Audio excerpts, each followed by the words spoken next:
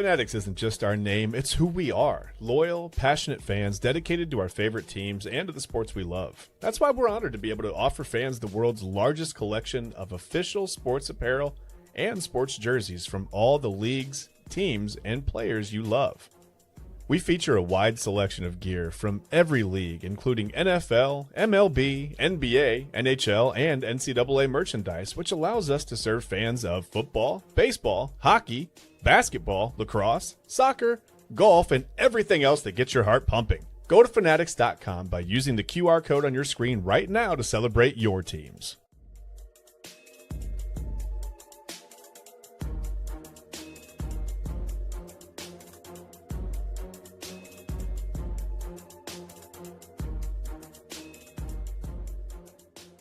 All right, welcome on in. It is a Tuesday edition of Inside Edge Primetime. I'm your host. I'm Chad Bryan. Eli Moon is still on vacation. I've got Autumn Chisholm with me. There you see the graphic. Look at that graphic. So professional. And then, again, I somehow look like, whatever. Doesn't matter. Welcome. Again, it's a Tuesday edition of Inside Edge Primetime. We're here with you. We've got a jam-packed show. This is one stream. Right? It's 3 shows. It's phenomenal. It's a 1-stream, 3-show phenomenon. I think that's right. Did I say it right? I think I finally got it right. Hey, while we're here, don't forget to check out the website, InsideEdgeNetwork.com. You can read about all your favorite personalities. You can go read about Autumn Chisholm, the whole show. The next 3 hours, you can just read about Autumn over and over again. She's got her bio on there because that's probably your favorite personality on the network, I would imagine. And then you can check out the merch shop. The merch shop. We don't have a merch shop. We don't. That's not a thing we have. We have a merch shop. We're not merching. We don't have that. Let me unmute you. But yeah, get yourself a hat, a polo, a t-shirt, a coffee mug. You can get a packable jacket, Champion Inside Edge Network packable jacket. If it ever cools down, I'm sure it'll cool down at some point.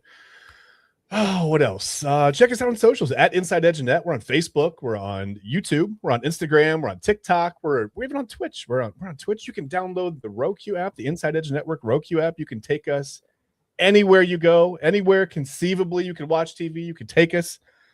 We talk about it sometimes. Maybe we don't need to know everywhere that you take us, but you can take us anywhere you want, and that's up to you. That's your private decision. You can do whatever you want. What else is there, Autumn? That's about it, I guess. Yeah, that's about it. The Roku app, that's fun. That's a good thing. So, Autumn, it's Tuesday. We made it through one night of Inside Edge Primetime. You and I thought we did great. I thought it was a fun show. We did great. It was a lot of fun. It was a lot. So, how are you tonight? How's your Tuesday going? Tuesday is really, really interesting. Had a really interesting day at work. I'm exhausted. I'm always exhausted. But I'm ready to talk some World Cup soccer. I'm sorry. I'm going to say this. I cannot wait for the World Cup to be over. I can't wait for it to be over. I'm at the point where I'm like, okay, get to the end. Right. And of course, we're going to talk one of my favorite niche sports, gymnastics. Yeah, big news in women's gymnastics. Yeah. Yeah, and then of course, you're going to give us your Tuesday top 5, and we'll see if I disagree with your Tuesday top 5. All right, fair enough. Yeah, we'll have to stick around and see what we got into. Sometimes we give away the Tuesday top 5 topics, and sometimes we don't. I think I'll leave tonight a surprise. But yeah, we've got all kinds of stuff to get into. Let's just start. We'll get right into it. We'll get into the World Cup stuff. I'm doing okay. I'll tell you, I was at my daughter's softball game tonight, and I thought for a minute I might actually melt. It was so hot outside. It was about 90 degrees. Mm-hmm. And luckily we weren't facing the sun, so we had we were out of the field. We could face away from the sun, so I could kind of hide in my chair a little bit. We had the little fan bottle water you can spray on yourself. That kept me alive. So I'm here, and that's a good thing. I didn't completely melt into my chair. But yeah, her season's over. That made me sad. I didn't realize tonight was it. Really, didn't know they were starting the playoffs already. I feel like they only had about 5 games, so it went so fast. It went just so fast. We had a couple rainouts, and I guess they didn't reschedule those. And crazy. It is adolescent softball, so I would expect nothing less. Yeah. Well, you pay a certain amount to play, and then you show up, and like tonight we didn't even have an umpire. We had to wait for the umpire to get there, and I thought for a minute there was no third base. I thought they had a first and second base, but We had no umpire and whatever. It's fine. Youth sports. What are you going to do? Anyway, let's get right into it. We got some World Cup stuff to talk. Today, we talked about it last night a little bit. We thought France might be the favorite in today's semifinal match. I told you I was going to rock with Spain. I was rooting for Spain the rest of the way out. I guess that makes me a front runner. I don't really know, but Spain wins 2-0. Trying to bring up the scores here. A couple of goals in the 22nd minute, the 58th minute by Mikel Oyarzabal and Pedro Porro. I'm hoping I'm saying those names right. I'm probably not. But I gave it a shot. I did it. So, yeah, Spain beats France 2-0. They'll move on to the final, which is, I believe, I think it's Friday, right? I don't even know. I thought it was the 19th for some reason. I don't know why that is. Let's double check. Let me double check real quick. I could be wrong. It would be and you'll be witnessing history. This will be the first mistake I've ever made, and it'll be right here live on the air. Correct. It is Sunday. Okay. At Life Stadium, we will get to watch. I don't even like every time they announce something about this final match. I'm like, how can you even squeeze all of this into it? Right. But I guess they're going to. Halftime is going to be 2.5 hours long. Apparently, it's going to be a really long break. No, for real. I think it's like Tom Cruise and like a bunch of other people are supposed to appear in this. Like during, I'm just so confused. It's a soccer match. Like, what are we doing? Well, Tom Cruise did the weird thing during the Olympics one year. Remember he. The Mission Impossible. Yeah, he did the whole thing. They showed him on rooftops or whatever. That was weird. Oh, yeah, it was the torch passing for LA from I think what was it? What was last year's Paris to LA? Yes. Yeah. Yes. So I don't know. Like I said, and just coming up in a little bit, we've got some big news regarding the 2028 LA games. We'll get into that in a little bit too, but. Let's talk World Cup. Did you watch this match today? Did you watch France versus Spain, or was it too crazy of a day at work? I actually watched part of it. Okay. So, like my job, we have like a humongous like flat screen, and we've been playing. Like when I say humongous, I mean as we have 9 flat screen 50-inch TVs and made into a big one. Okay. So we've been playing the World Cup every day on it, and I saw the first goal. I didn't see the second one. I'm not really surprised that Spain made it to the final. I mean, I'm surprised that France kind of pooped the bed, but I'm not really surprised at Spain. I mean, Spain does have a World Cup in this century. They won in 2010. So I'm not really like shocked. And then, of course, their women's team won the last Women's World Cup. So, I mean, the real match is England versus Argentina. Okay. Like I say, either we're going to drink bleach or get punched in the face. One could kill you. Based on fans, this is Cowboys Eagles is what I'm hearing, right? We talked about literally this. Okay. No, not Cowboys Eagles. It's kind of it's Cowboys and I'm put it in Cleveland terms, Cowboys Steelers. Oh, okay. Gotcha. Like you hate both teams. You really hate both teams, but one of them has to beat the other. And you're like, but who do I want them to win? Like, who do I want to win? Definitely not the Cowboys. Definitely not the Steelers. I just want to see them kill each other. That's a tough watch. I'm not going to lie to you. I think as a Browns fan, if you put me in front of a Cowboys-Steelers Super Bowl, I don't know. I mean, I'm probably just going to see. Maybe I'll hang out for the Puppy Bowl or something. I don't know. I'm not going to watch that game. I don't think I'm going to watch that. But yeah, I mean, I get it.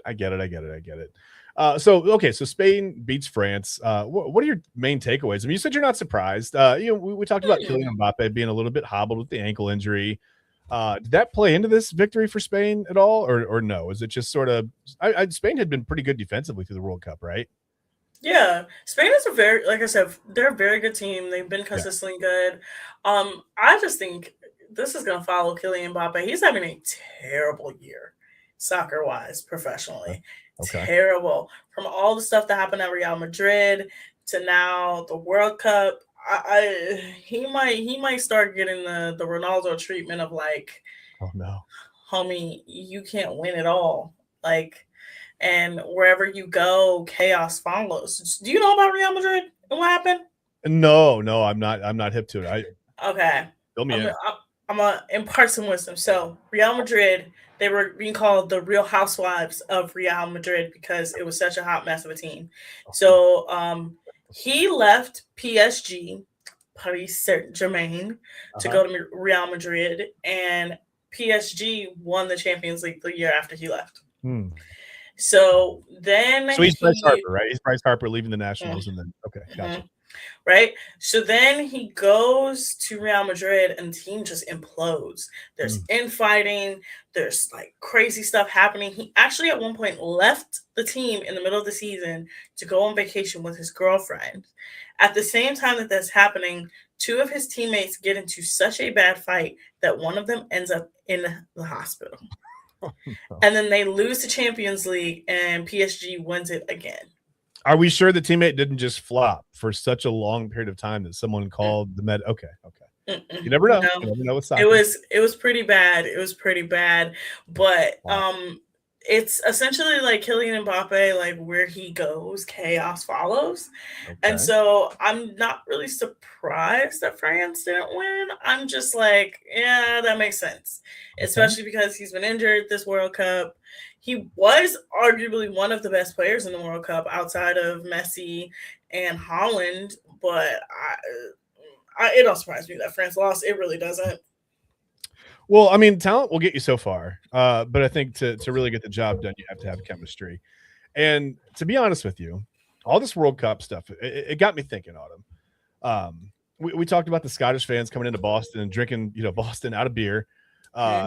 Which is fun. I mean, that's a fun challenge, right? Well, I'm not sure if anybody else could really have pulled that off, but we'll see.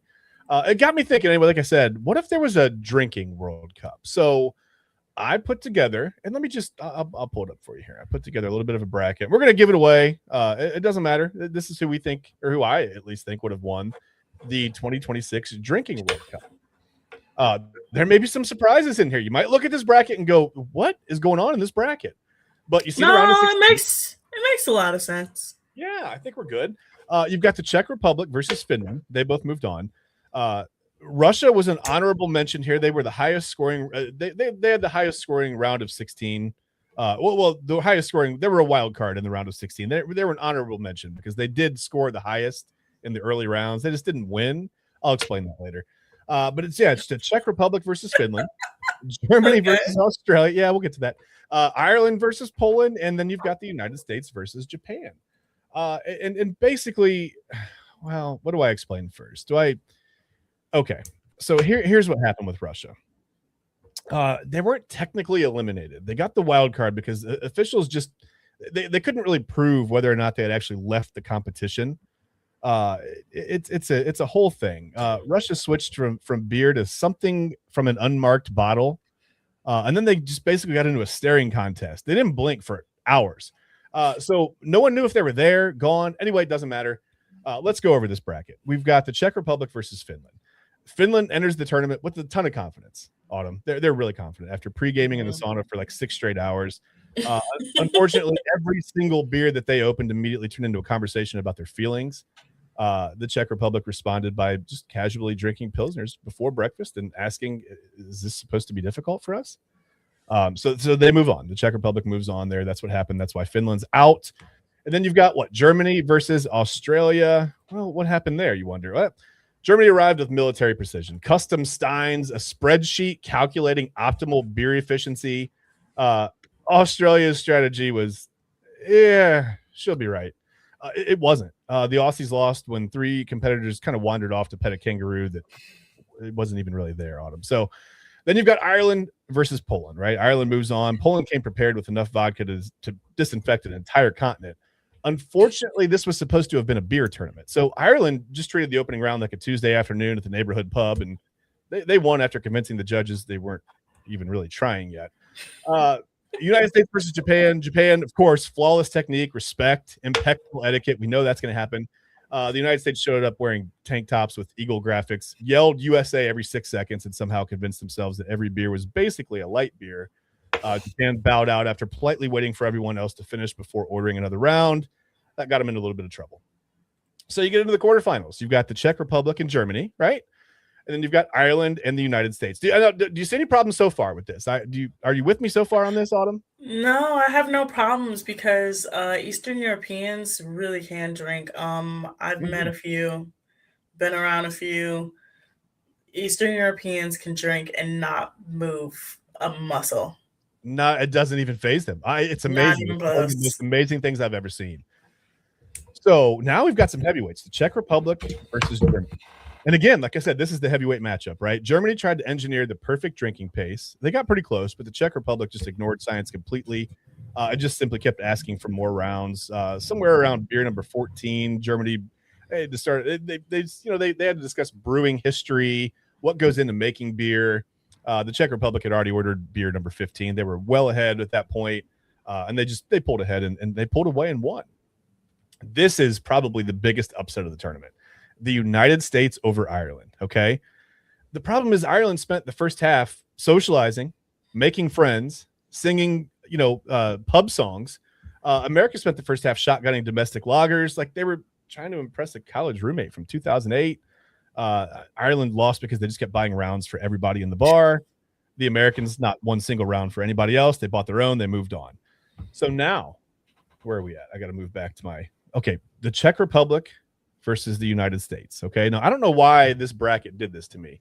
I made this bracket and it puts them in the semifinals and the grand final. So apparently there were two matchups between the Czech Republic and the United States, according to this bracket. I'm not sure what happened there, but it doesn't matter. It doesn't matter. We're going to roll with it because that doesn't even matter. Okay. So here's what happens. The Czech Republic comes in. America came in hot, right? They actually discovered that beer pong counts as training. Unfortunately, the Czech Republic discovered beer sometime around the 10th century. By about hour 4, we, the Americans, were loudly explaining how they could totally beat Canada in hockey, and did. And the Czech team had just quietly consumed enough Pilsner to fill a backyard swimming pool. So essentially what you've got here, let's go to the tournament awards. And you see the champion is the Czech Republic, right? They win it. They win the whole thing. They won it twice even. They beat the United States twice, but that doesn't matter. The most impressive performance was Germany for somehow making binge drinking look very, very organized. Life of the party was Ireland, no doubt. They made friends with every single country, including the ones they eliminated on the way there. The loudest team, do we know who that was? It was the United States. I was going to say it was us, the United States. No question. They celebrated every single beer like they just won the Super Bowl. The most stoic team was Finland, whose biggest celebration was at one point raising one eyebrow. And the most concerning team was Russia. After tournament doctors asked, wait, is that even beer? What are they drinking? And the biggest hangover was the people who had to judge this competition, probably Autumn. I don't think they're ever going to do it again.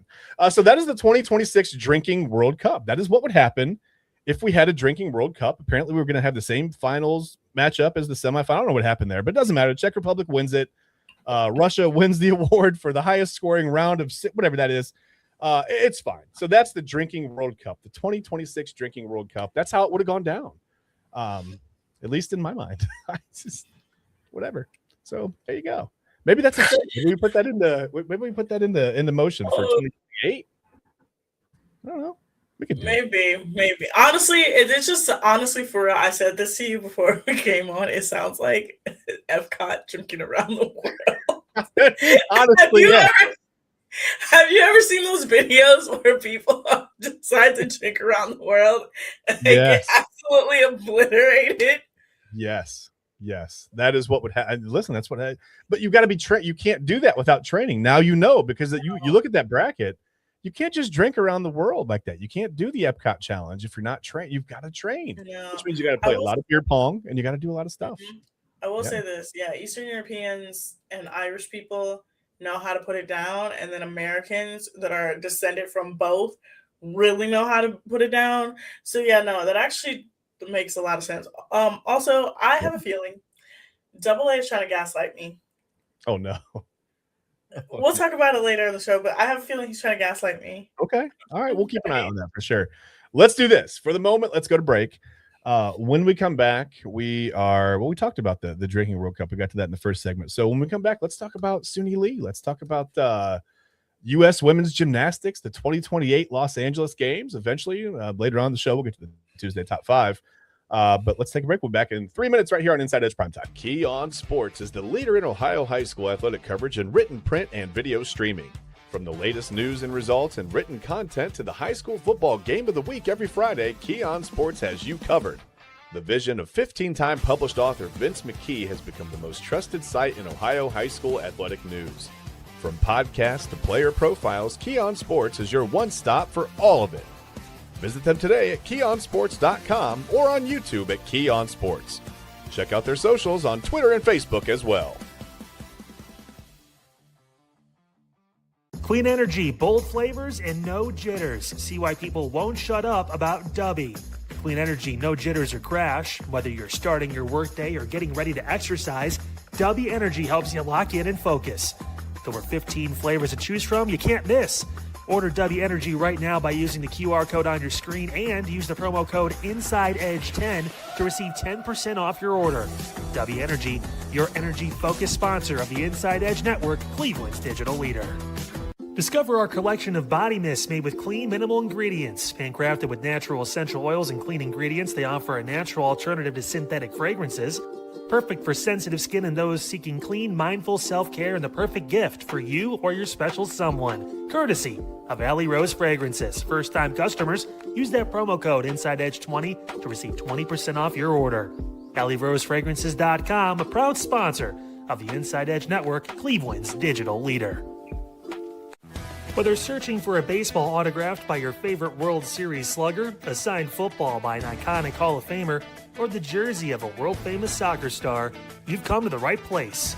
Here at SportsMemorabilia.com, the web's leading source of authentic sports memorabilia, you'll find more than 500,000 authentic products from nearly every professional sports league, team, and players.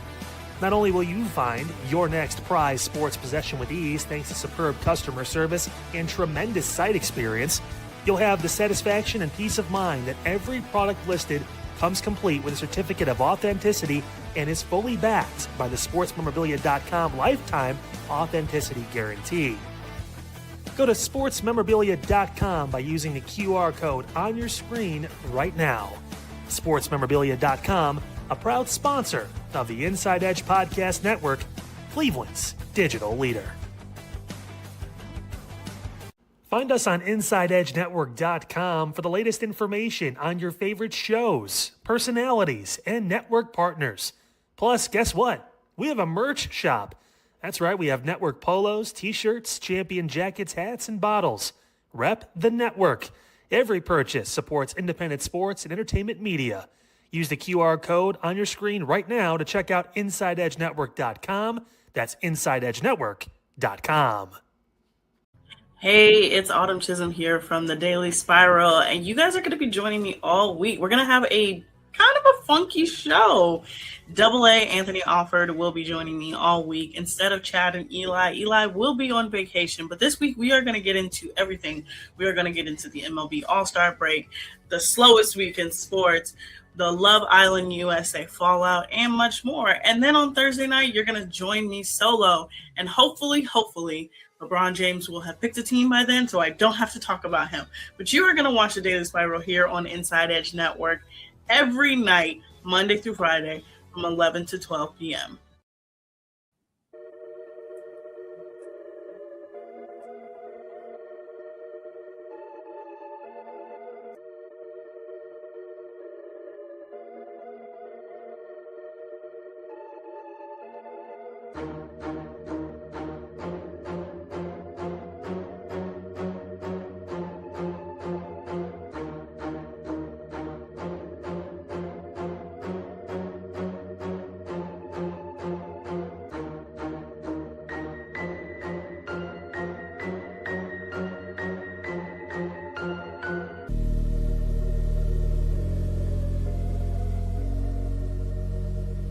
All right, welcome back in to Inside Edge Primetime right here on the Inside Edge Network. I am, well, that was supposed to fade down a little more, but that's okay. Autumn, I'm glad you experienced something that I've experienced. When you hear let me unmute you here. When you hear your own voice, when you're just kind of like, it's a break, right? And you're doing some stuff, and then you see yourself on screen or hear yourself, you're like, My life. I saw you sit up for a second, right when I started that promo. That's happened to me so many times, and honestly, it's happened when I haven't even been on the screen. I'll pull up a promo for Midnight Run, right, and it's double A on the screen, and maybe Eli or whatever they're doing a promo, and I'm like, we're back. I'm like, we're not back. It happens to me a few times a night, so I'm glad you got to experience that as well. We are back, like I said, right here on Inside Edge Primetime on the Inside Edge Network, part of the one stream 3-show phenomenon. Of course, coming up at 11 is the Daily Spiral with Autumn Chisholm and Double A, Anthony Alford. And then Double A will have you from midnight to 1 on Midnight Run. That rhymed. That was fun. Hey, look at me. Look at me. I got bars. Who knew?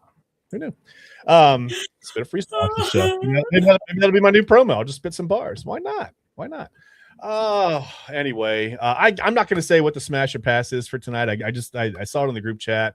And I will say it is a very polarizing food item. I'm gonna just say this: it's not. No, just pass for me. See, I think I spent enough time close to the city where this originated. I actually liked it. I like it. I think it's good.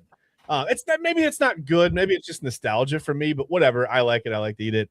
Again, I won't give that away. I'll let you find out what that is on Midnight Run tonight. We'll find that out a little bit later. But right now, let's talk Olympics, World Cup stuff. Right, the World Cup and even the World Baseball Classic to a certain extent always makes me think of the Olympics because they're exclusive. Right, they only happen every few years. So it got me thinking about some stuff. And Autumn, you mentioned this today, and I was like, that is one of the honestly, it's perfect. My kids love watching the Olympics. But they get sick of it very quickly, right? They're always super excited. And then like after day 3, I can't get them to watch anything anymore. But my daughter, she loves figure skating. She loves to watch figure skating. She'll watch anything skating related or whatever. Me, as far as Winter Olympics go, I'm a curling guy. I like to watch curling. I think that's fun. That's a sport that I think I could do. I mean, I'd have to work on the hammies for a while I'm not sure if I could stay up on the ice or not, to be honest with you, but I think their shoes are flat, so they don't really have skates on. I might be okay. I might have enough balance left somewhere in there. My 47-year-old, injury-riddled body, I might be able to stay up on the ice. I'm not sure if I could do the thing where I don't even know what it's called, where they send the stone down the ice because they're so my feet will never be that far apart from one another. That won't happen for me. And if it does, if you see me and my feet are that far, call 911 immediately because I'm injured. So as far as Summer Olympics go, my whole family loves watching. It's hard not to get caught up in the whole saga of women's gymnastics, right? It's high pressure, it's cutthroat. I have seen some of the coolest moments in Olympics history for me, just watching the women's gymnastics team. It's amazing. So Autumn, do you want to take this one? We had an announcement today, right? Absolutely. Gymnastics is literally one of those sports when you learn about it and you learn about how insane it is, you will never not look at it and be like, I want to just be in your world. So Sunisa Lee, 2020, technically 2021, Olympic overall, all around champion, announced just today that she will be returning for the LA Olympics in 2028. Now she becomes the 5th person? Yes, the 5th person. I think 5th American.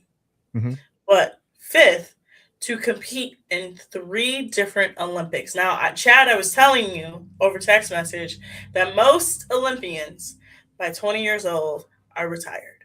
Yeah. Now, I kind of have to explain why.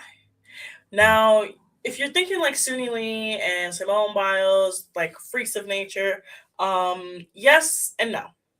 So the reason why a lot of gymnasts, I'm going to say especially before 2016, never really came back for a second Olympic cycle, like it was very rare for them to come back for a second Olympic cycle, is because of the training they got. So Bella and Marta Caroli were the coaches for Team USA for like 30 years.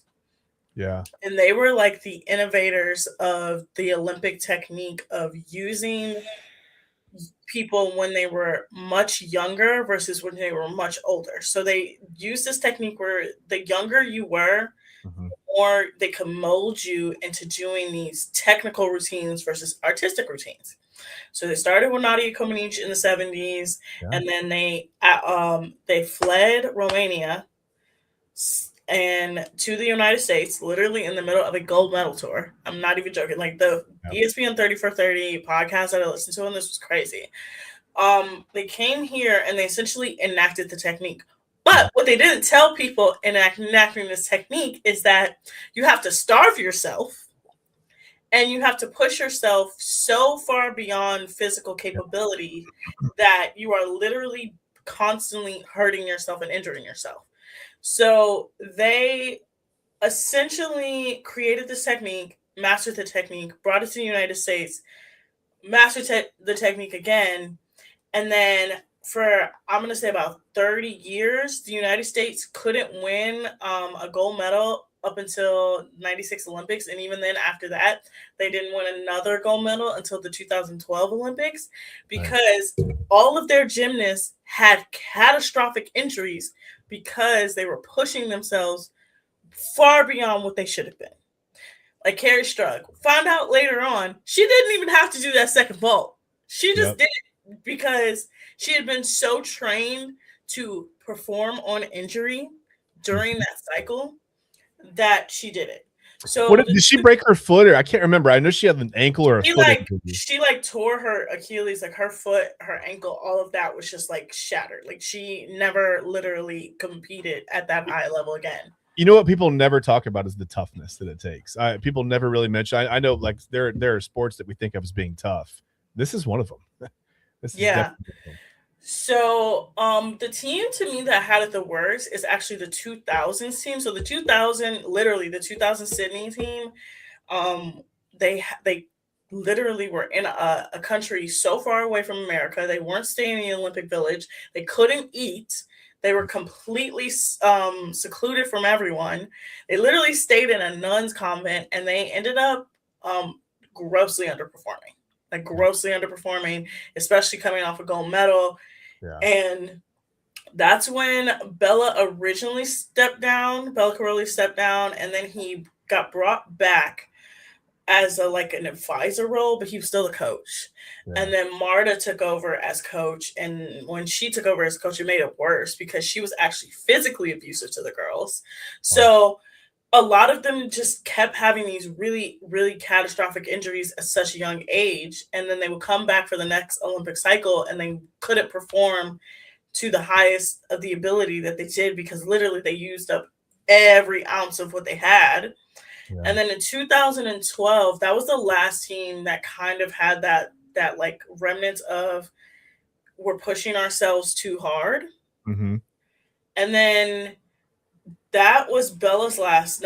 2008 was Bella's last one. 2012 was Marta's first one.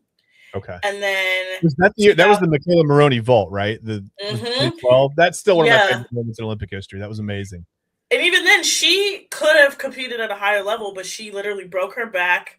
She tore her ACL. She had literally, her body was completely destroyed.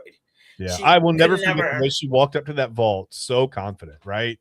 I mean, killed it on swag alone. And then pulled off almost a perfect vault. And I was just like, man, it still gives me goosebumps. Like, to watch athletes perform at that high of a level with that kind of pressure. That was amazing. That's one of my favorite moments. But go ahead. I'm sorry. No, you're good. So then, Marta's final team. So Marta's final Olympic team competed in 2016. Mm-hmm. That was the first time since the 90s that two Olympians that had competed. No, that was first time since 2000 that an Olympian had competed back-to-back years. Dominique Dawes was the first one before them. And then Allie Raisman and Gabby Douglas came back for the 2016 team, and that was Simone Biles' first year. Okay. That team, if you notice it, from the night and day, Allie Raisman probably could have competed in 2021 because she finally got out of that toxic, Marta and Bella, control environment, because that's when also the Larry Nassar scandal was exposed. There was a whole lot of stuff that happened. Right. So now these girls have been through a lot. These women have been through an unbelievable amount. So I think Simone was the first one in a really long time to compete in 3 different Olympics. She competed in 2016, 2020, and 2024. Yeah. And then now Suni will be the next one. She competed in 2020, 2024, and now 2028. Yeah. And I think Jordan Childs may compete, or at least try to compete in 2028 as well, which would make her. Yeah. So honestly, I'm excited for her to do it, but like Suni also has had like severe health issues. Like she had kidney problems. She kind of had to fight back really, really tough after 2020. I wouldn't be surprised if Simone came back for a fourth one. I know she's talked about like how she doesn't know. When she last competed, I was like, girl, you have so much left. Like you can still compete. Yeah. And then you also have to contend with the last person who actually beat Simone in America, Caitlin Ohashi. She made her return just like late last month to elite gymnastics, and she was on Nastia Lukin's dad's team. Her back broken, body shattered. She ended up making a transition to junior gymnastics, which is the college level. So Olympics is elite, college is junior. That's why everything in college looks a little bit more simpler. So she made it the transition into junior, did fantastic, won a couple national championships. Now she's back competing for elite. I could talk about this all the time because gymnastics is crazy. It's a cool sport. I wish that there weren't so much. There's a lot of negative stuff that you have to shine the light on. You can't gloss over that because, like I said, some of the things that these women have been through, they're almost they're unspeakable.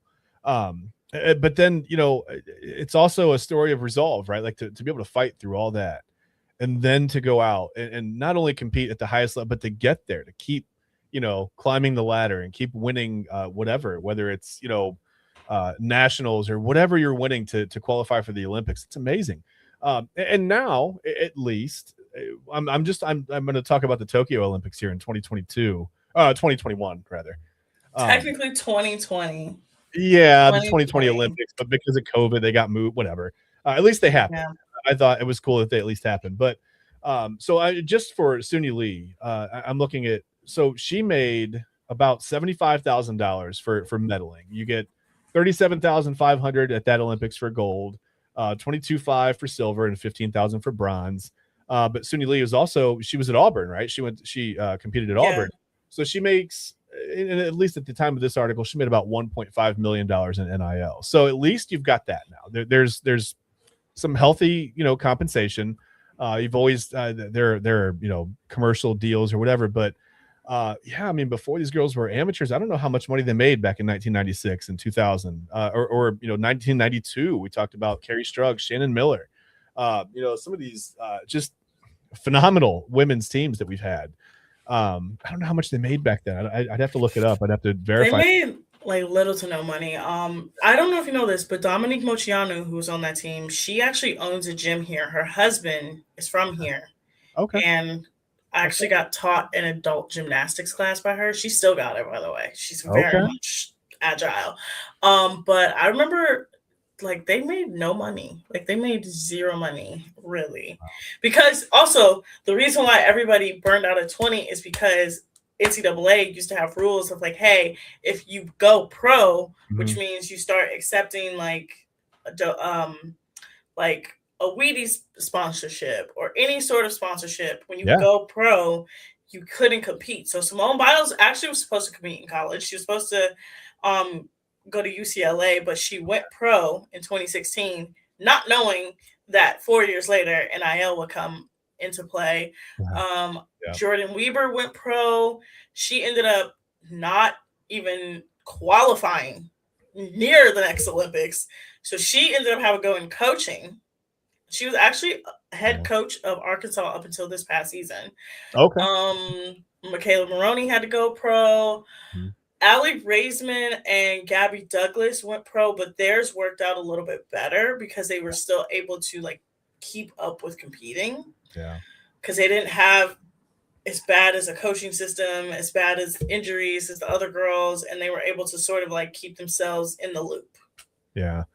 Yeah, the Carollis were pretty famously brutal. And like Mhm. you said, there were so many other things going on at that time that, man, it makes me sad to think that these girls were they should have been living the dream, right? They're competing in their chosen sport, maybe chosen, at the highest level that there is in the world, not just in our country, but in the world. And uh, I would imagine that the memories that most of these women have are not positive from that time, and they should be. They should be, some of their best memories of their lives. But you've got the NCAA and the Carollis and Dr. Nasser and all of these things that are just really making it a very, very not only physically negative experience, but psychologically, emotionally. It's all around. It's a bad situation. So I'm glad that we've got some humanity now back into, whatever you want to call it, professional, Olympic level gymnastics, whatever you want to say. I'm glad there's some humanity in it. And I'm glad that, that they're allowed to go to college and make some money and make some now, make money off their name, image, and likeness. Maybe, too little too late for a lot of the competitors. But, Mhm. I think sometimes I hate to say they're trailblazers because some of the things they went through, it wasn't just normal competition and losing and not making money. Mm-mm. These were extremely psychologically taxing events, right? Not good. But yeah, I'm sure that at least they're happy that today's competitors get a little bit of a better deal. And I'm glad that we finally, like I said, injected some humanity into that situation because it was really bad for a long time. Autumn, I mean, really, really bad. And some of the things that you hear are just they're shocking. I don't know another way to say it. It's just shocking. Yeah, I mean, like one of the biggest things I know, we're up against time and we have to go to break to get to Yeah, the top five. yeah, But sure. one last thing that was really like how they really kept those girls in line and like kept them on a tight leash was they restricted food a ton. Like, and that's how Larry Nasser ended up being able to do what he did. I remember the girls who talked about the Oh, 2000s team. They were like, "You don't understand. Like, we couldn't eat anything, and Larry was just there, and he would give them snacks, and he would sneak them food, and that's how they gained. Like, he gained their trust of like, oh, like so." Food restriction is how they kept them in line, and I think it was last Olympics. Simone Biles, she went to the what is it? The Olympic Village. What's the food court? The Olympic Village food court they I'm have. not even sure. I'm not. Yeah. Okay. Okay. Like she went there and she just had a ton of stuff and she just had all this food and she just was like if this was like 6 years ago, I wouldn't have been able to eat any of this because that's how restrictive it really was for USA gymnasts. Like, and the fact that now we have someone willing to compete again, willing to put themselves through that, and she already has 2 gold medals and a bronze. Wow. Like, shout out to Sunisa Lee. Yeah. Yeah. Amazing. Oh, and a silver. I'm sorry about the silver. I forgot they won the silver in the all Yeah. around. I Yep. completely forgot. Yep. Yeah, they're amazing. To be able to go through all that and then, like I said, to still compete at the highest level in the world is extremely impressive. It's sad, when you think about everything they went through, but it is impressive that they were able to somehow, I guess, rise above, all of that and just compete at that level. But you're right. We do have to go to break. And I will say sometimes too, fans are awful to these women. I mean, you finish second or third in the world, and somehow that becomes a joke on social media. For some people who probably couldn't get up off their couch and walk a lap around their neighborhood. That's wild to me. That's a wild viewpoint. But whatever, we're gonna go to break. When we come back, it's Tuesday. It's time for the Tuesday top five. We'll see if Autumn agrees. I know there was one man. I got in a lot of trouble on this network for my chicken sandwich top five. I'm not gonna lie. The chicken sandwich top five was one of the worst I've ever seen, Chad. I'm not even gonna say it was one of the worst. Yeah, that's a pretty. I think that's that was the consensus on that one. But I was limited to what I had tried at the time, so I have broadened my horizon since then, and we'll find out if I know anything about tonight's topic when we get back. But give us about 3 minutes. We'll be right back here on the Inside Edge Network. Fanatics isn't just our name, it's who we are. Loyal, passionate fans dedicated to our favorite teams and to the sports we love. That's why we're honored to be able to offer fans the world's largest collection of official sports apparel and sports jerseys from all leagues, teams, and players you love. We feature a wide selection of gear from every league, including the NFL, MLB, NBA, NHL, and NCAA merchandise, which allows us to serve fans of football, baseball, hockey, basketball, lacrosse, soccer, golf, and, well, everything else that gets your heart pumping. Go to fanatics.com by using the QR code on your screen right now to celebrate your teams. That's fanatics.com, a proud sponsor of the Inside Edge Network, Cleveland's digital leader.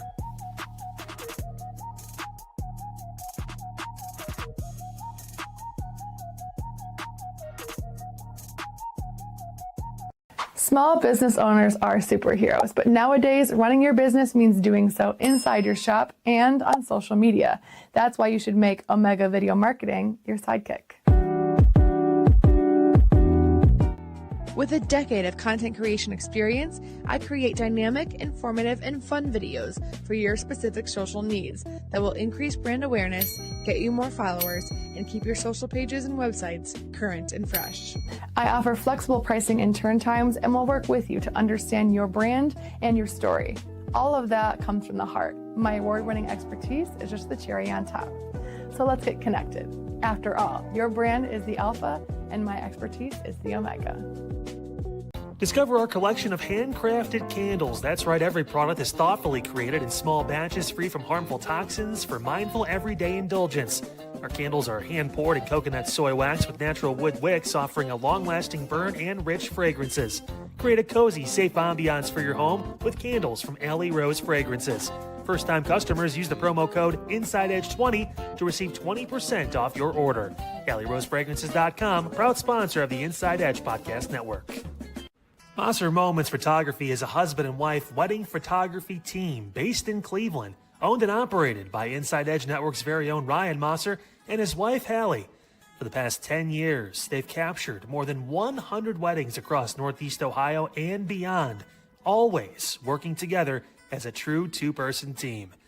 Their style centers on authentic, emotional storytelling, documenting the real moments between two people in love and creating images that feel natural, comfortable, and true to the couple. Rooted in Northern Ohio but inspired by their travels, Ryan and Hallie bring a warm, personal approach to every wedding day. Their work blends experience, consistency, and a genuine passion for helping couples relive their best day through timeless photography. Learn more at MosserMomentsPhotography.com by using the QR code on your screen right now. MosserMomentsPhotography.com, a proud sponsor of the Inside Edge Network, Cleveland's digital leader. Glad to be back on Midnight Run. Hope you guys have a great day. It's supposed to heat up again. My goodness, but it is heating up with the Cleveland Browns. We got one more go around with Deshaun Watson, whether we like it or not. We talked about it. Also, haters go hate. People don't want to see LeBron come back to Cleveland. We get all into it. But I have to show you guys something real quick. We talked about this last night on Smash or Pass. I like the walking cheesecake, but would you eat this? Can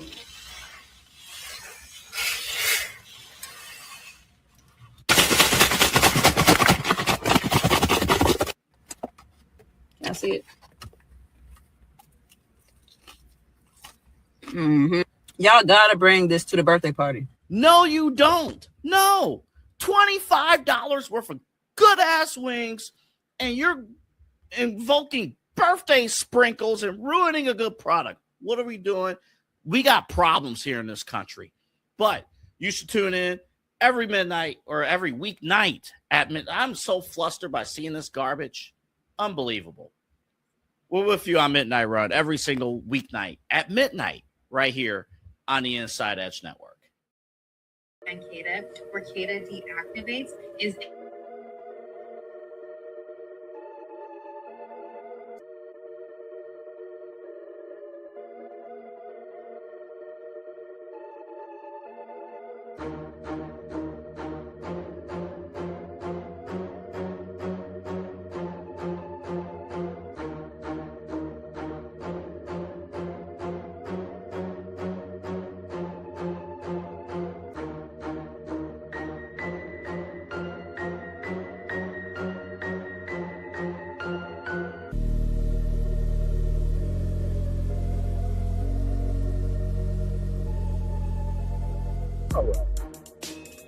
Welcome back in to Inside Edge Primetime.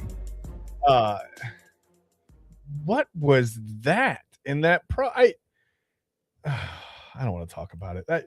Welcome back. I'm gonna you look as that just made my stomach hurt. Like what? Like when I tell you, first of all, why would you waste chicken like that? Chicken is so valuable. You wasted chicken by pouring sprinkles on top of it, and I just know the diabetes, because you also dipped it in ranch. That was, oh my God. Like, no. This is why we're in a crisis in this country. We're in a literary crisis where everybody just has their phones. Everybody's just doing stuff just to get attention. Yeah. She did that just to get attention. There's no way in hell that was good. No chance. No chance. Listen, chicken's good. Chicken's fine. Ranch is good. Okay. Sprinkles are good, because 3 things are good does not mean that you have to put them together in one dish. That was quite honestly, that was offensive. But it's Tuesday, and maybe this list will be offensive. I have no idea. It's time for the Tuesday top 5. Let's bring up the graphic. There it is. It's blank. Tonight's Tuesday top 5 is going to be an impromptu top 5 things you do not put sprinkles on. What was that? No, it's not going to be that. No, don't do that. So I asked my daughter, I said, what should I do for the Tuesday top 5? And we had just watched Aladdin, and she said, you know what you should do? She said, you should do the top 5 worst Disney villains. And I said, you know what? I could do that. That works for me. That's fine. Because I think Disney villains have spent decades, Autumn, trying to prove that therapy is optional. And murder is a personality trait, right? They're dramatic, they're petty, and they're somehow always one catchy song away from a complete mental breakdown. So I tried to rank the absolute worst of the worst, not necessarily not even by how evil they were, but just how spectacularly awful they are as people. So we got to get through it pretty quickly. I'll be honest with you. So we're going to move fast. But number 5, it's Maleficent. Okay, she cursed the baby because she didn't get invited to a party. Autumn. That's not dark magic. That's Facebook aunt behavior. That's like the aunt. That's wild. You know what? That is true. One of my family members did get mad at another family member fairly recently, and she probably would have cursed her if she could have. Maybe she did. Maybe it just didn't work. You don't know. You have no idea. Maybe it's a slow burn thing. You have to find out. You have no idea. Hopefully not. We don't want any babies being cursed. Do not curse baby. If I have to say that, please, if you're watching the Inside Edge Network, if you're watching us on Prime, don't curse a baby. Please just ask why you didn't get invited to the party. Talk it out like adults. Anyway, number 4 on the Tuesday top 5 worst Disney villains. Come on, man. It's Gaston, and he's not higher on this list. This is a guy so obsessed with himself, he'd probably swipe right on his own profile. We've been talking about dating apps a lot. He looked in the mirror and thought, you know who deserves Belle? Me, right? Me. I don't know how many eggs this guy eats a day. Something about making a barge. I can't remember the song. Doesn't matter. Gaston's awful. Am I wrong? No, you are correct. I'm agreeing with you right now. I'm agreeing with you. Now this next 3, we're gonna see. Well, we're gonna see. And I have reasons for my next 3, and there's a reason that this next one is not number 1. And I'll this was a tough decision, but I believe that this next villain definitely belongs on this list. Number 3, Tons from Frozen. Listen, I get it. I understand. I know he's right where he needs to be. He's not the worst. Okay. But he is the original Disney catfish, right? He spent an entire movie, Autumn, he pretended to be a Prince Charming type of guy, right? Before then finally revealing that he'd been running a dating scam with a royal budget. This is some Love Island stuff. I mean, this is some Zach Sincere type. Like, that's how I realized that. We just rewatched Frozen actually here in the house. And I was like, it was after Love Island. I'm like, this is like Zach and Sincere, and not Corbin, because he actually had a little bit of charisma, so it couldn't be Corbin. But he cracks me up, man. Right. Terrible, but cracks me up. You got to have a good robot in the room. Number 2, because we got to move through it pretty quickly. Number 2, and again, there are reasons that whatever. Number 2 is Scar. Let's be honest. He killed his own brother. He killed exactly my word. He killed his own brother. He killed his own brother. He manipulated his nephew. It's a thinking he killed him.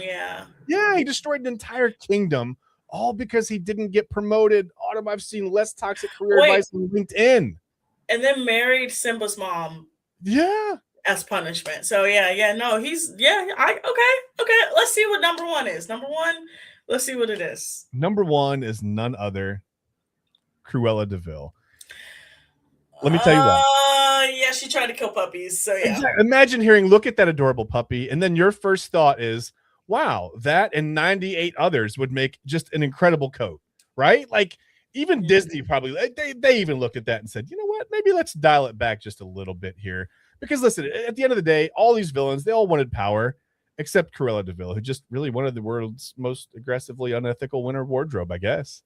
So she's number one on our list. That's it. She's number one. Yeah, she literally tried to kill puppies to make a coat. So yeah, no, she's inherently evil. Okay, there's one honorable mention. I know it's technically Disney Pixar, but I think he needs to be on the list as an honorable mention. Okay. Lotso from Toy Story 3.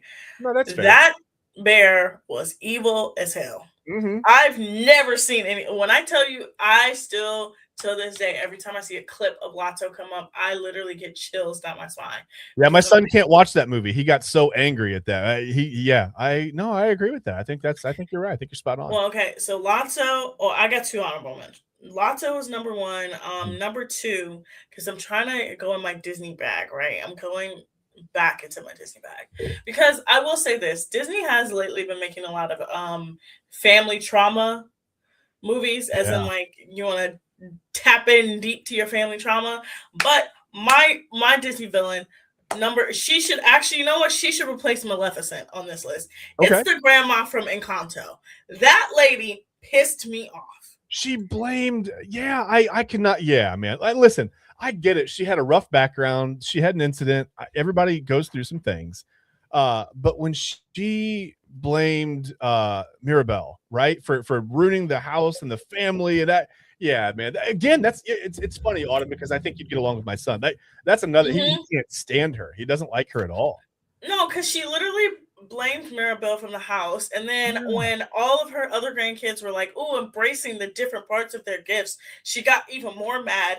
She was mad that Mirabelle didn't have powers. Like, she just became power hungry, and the fact that Mirabelle even still agreed to like be in the same room, she better than me, because grandma, no, you're not gonna blame me for all of us losing our magic.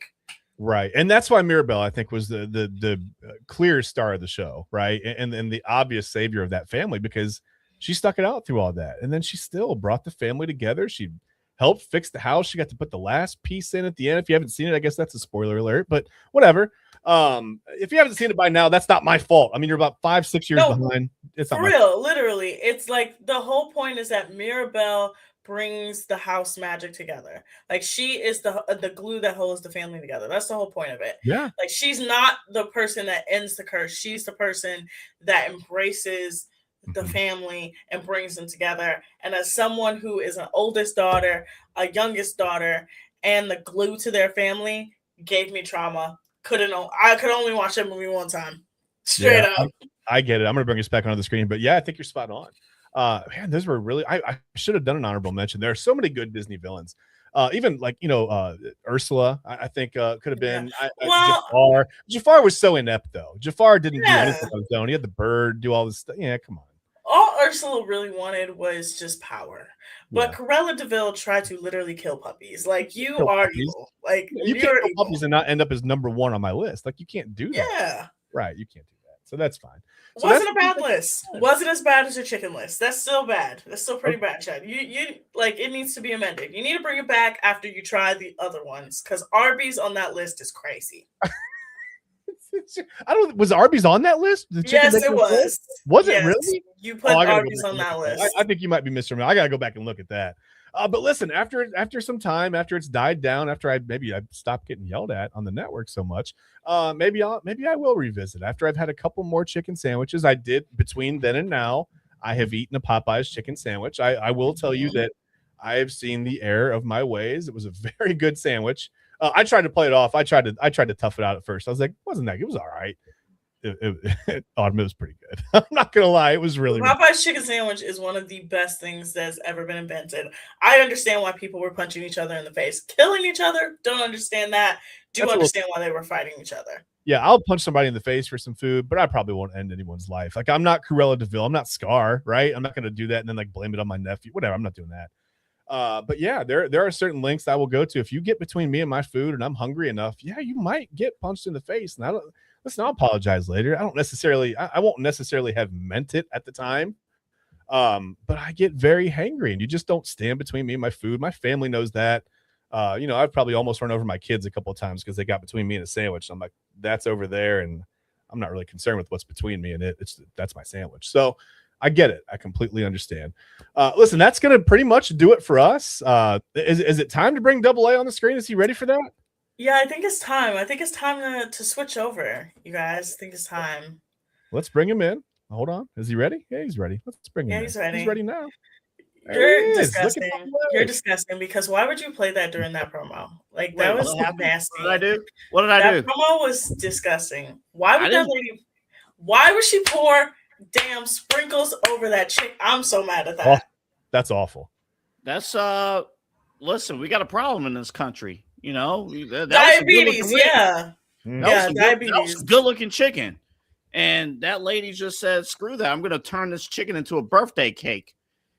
Can you imagine having a pound cake or whatever, sweet potato pie, and dipping in ranch? Oh, my God. That just made me so mad. Oh hell no. No. That lady, she's lucky she wasn't Disney back. She would have ended up on this list tonight. She's lucky. You have a good product, a great product. Like we all know the cost of living is up. My student loans are up. Things are up.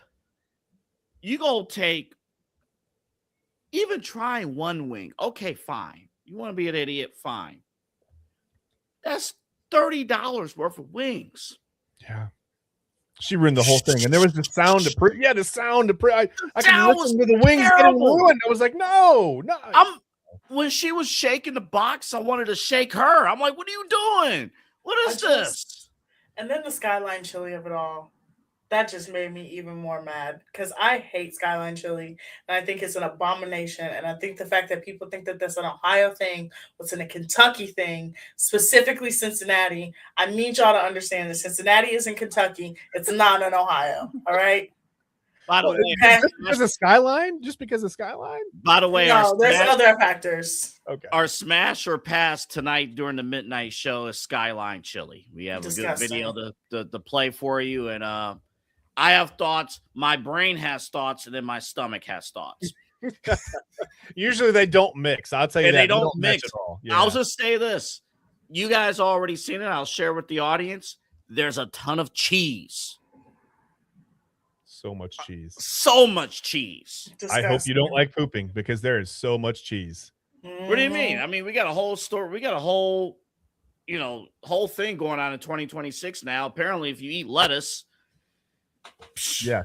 Well, you counteract it with Skyline. You get a couple 5-way or whatever, and maybe a chili cheese, and they put a pile on there. And then they'll make it a 6-way and add lettuce. I'm gonna admit something to you guys. I may or may not have had that parasite. Oh no. A couple weeks ago, it was when I was in New York. I came right back, and literally I couldn't eat anything. Anything I ate, immediately to the toilet. Oh no. Immediately to the toilet. And then I saw that report and I was like, oh my God, do I have this? I'm fine now. I'm all right. Okay. It never got that bad, but I was like, please don't describe it. But yeah, because I gotta run. Did it match the description? A little bit. Okay. Mm-hmm. A little bit. And then the locations and then the time frame, I was like, could it be? But then I had to realize I didn't actually eat any vegetables while I was in New York, so it couldn't have been. Okay. So, the funny thing, TMZ or Washington Post, they were the first to report it. TMZ picked it up. Well, Taco Bell has removed, lettuce and tomatoes and stuff, and Taco Bell is a part of this investigation for explosive diarrhea. And I'm like, this is news? It's like thousands of reported cases of this. And when I say it was pretty bad on my end. It was pretty bad. Like, it was bad. I believe you. I believe you. No, I know people who went through this, and it's not good. I know some people who went to the hospital for this.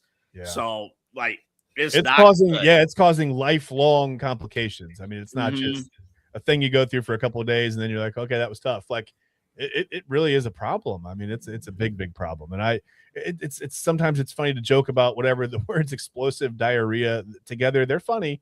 But for 6 weeks, that's not funny. That's moving on to a different word there. You know what story is just as bad, probably worse? So that bison down in I think in Florida, wherever it was, that attacked the tourists. Yeah. You see the Tampa Bay Buccaneers made that into a hype video? No. Oh no. Poor guy broke his femur in 4 different places. They had one of their football players like mid-cut do a flip as the guy was getting hit. It's like, hey, get season tickets, Tampa Bay Buccaneers. Wow. See Baker Mayfield and leg up on season tickets, I guess. Yeah, hey. Yeah, I'm like, are you kidding me? Apparently, that bison did not like having his picture taken, is what I'm gathering from that video. No. And then allegedly B-Dubs or Buffalo Wild Wings tweeted, "We now have that bison in our witness protection program." Just in the back eating 5 ways and whatever else. Really cheese. It's fine. We're giving that bison a 5-way from Skyline Chili.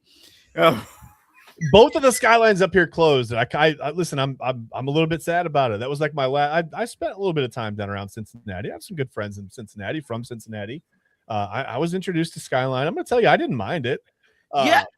It's now what I'm going to show you guys tonight. Oh hell, we got a new audience. Go to my page for a second. Go to the Midnight Run page. It's in there. You guys are just skipping the days.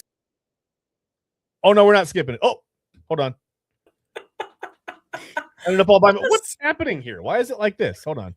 There we go. We're back. Hold on. I'm just gonna go. I forgot what did I have it labeled as? Hold on. Like, how did I end up the face of this? Like, what happened to me here? Go to Skyline 01. I'll give it to you right now. All right. Fair enough. Skyline 01. Here comes. Serving it up. I'm in Cincinnati, Ohio, trying Skyline Chili for the first time. Here it is in all its glory. It looks iconic, for better or worse. This is the 5-way: spaghetti, chili, a mountain of cheese, onions, beans. And this is the cheese coney. Allegedly, under the cheese and chili and mustard and onions, there is a hot dog. I took a lactate pill, but I think I'm going to need some prayers more than anything, to be honest. And I have oyster crackers, I have hot sauce. I don't know exactly what the protocol is. I do know that the twirl method is highly, highly frowned upon, and that you have to cut it like a pie. I don't know how I'm supposed to do that with this overflowing bowl, but whatever. And as far as adding the oyster crackers and hot sauce, seems unnecessary, but we're way past the point of what's reasonable. Cincinnati is a lawless town.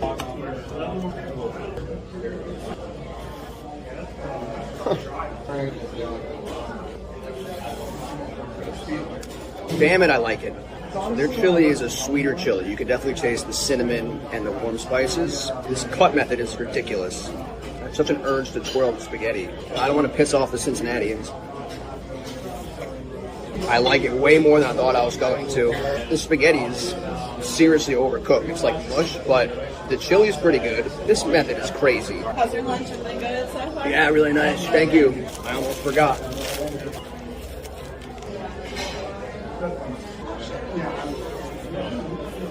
That works. I like the hot sauce. Time for the cheese coney. Proof. There is a hot dog. Structurally, this is about to be a disaster, but I don't hate this either. I actually prefer the 5-way to the cheese coney. Both painfully difficult to eat, but it's not bad. My official stance, I am in on Skyline Chili.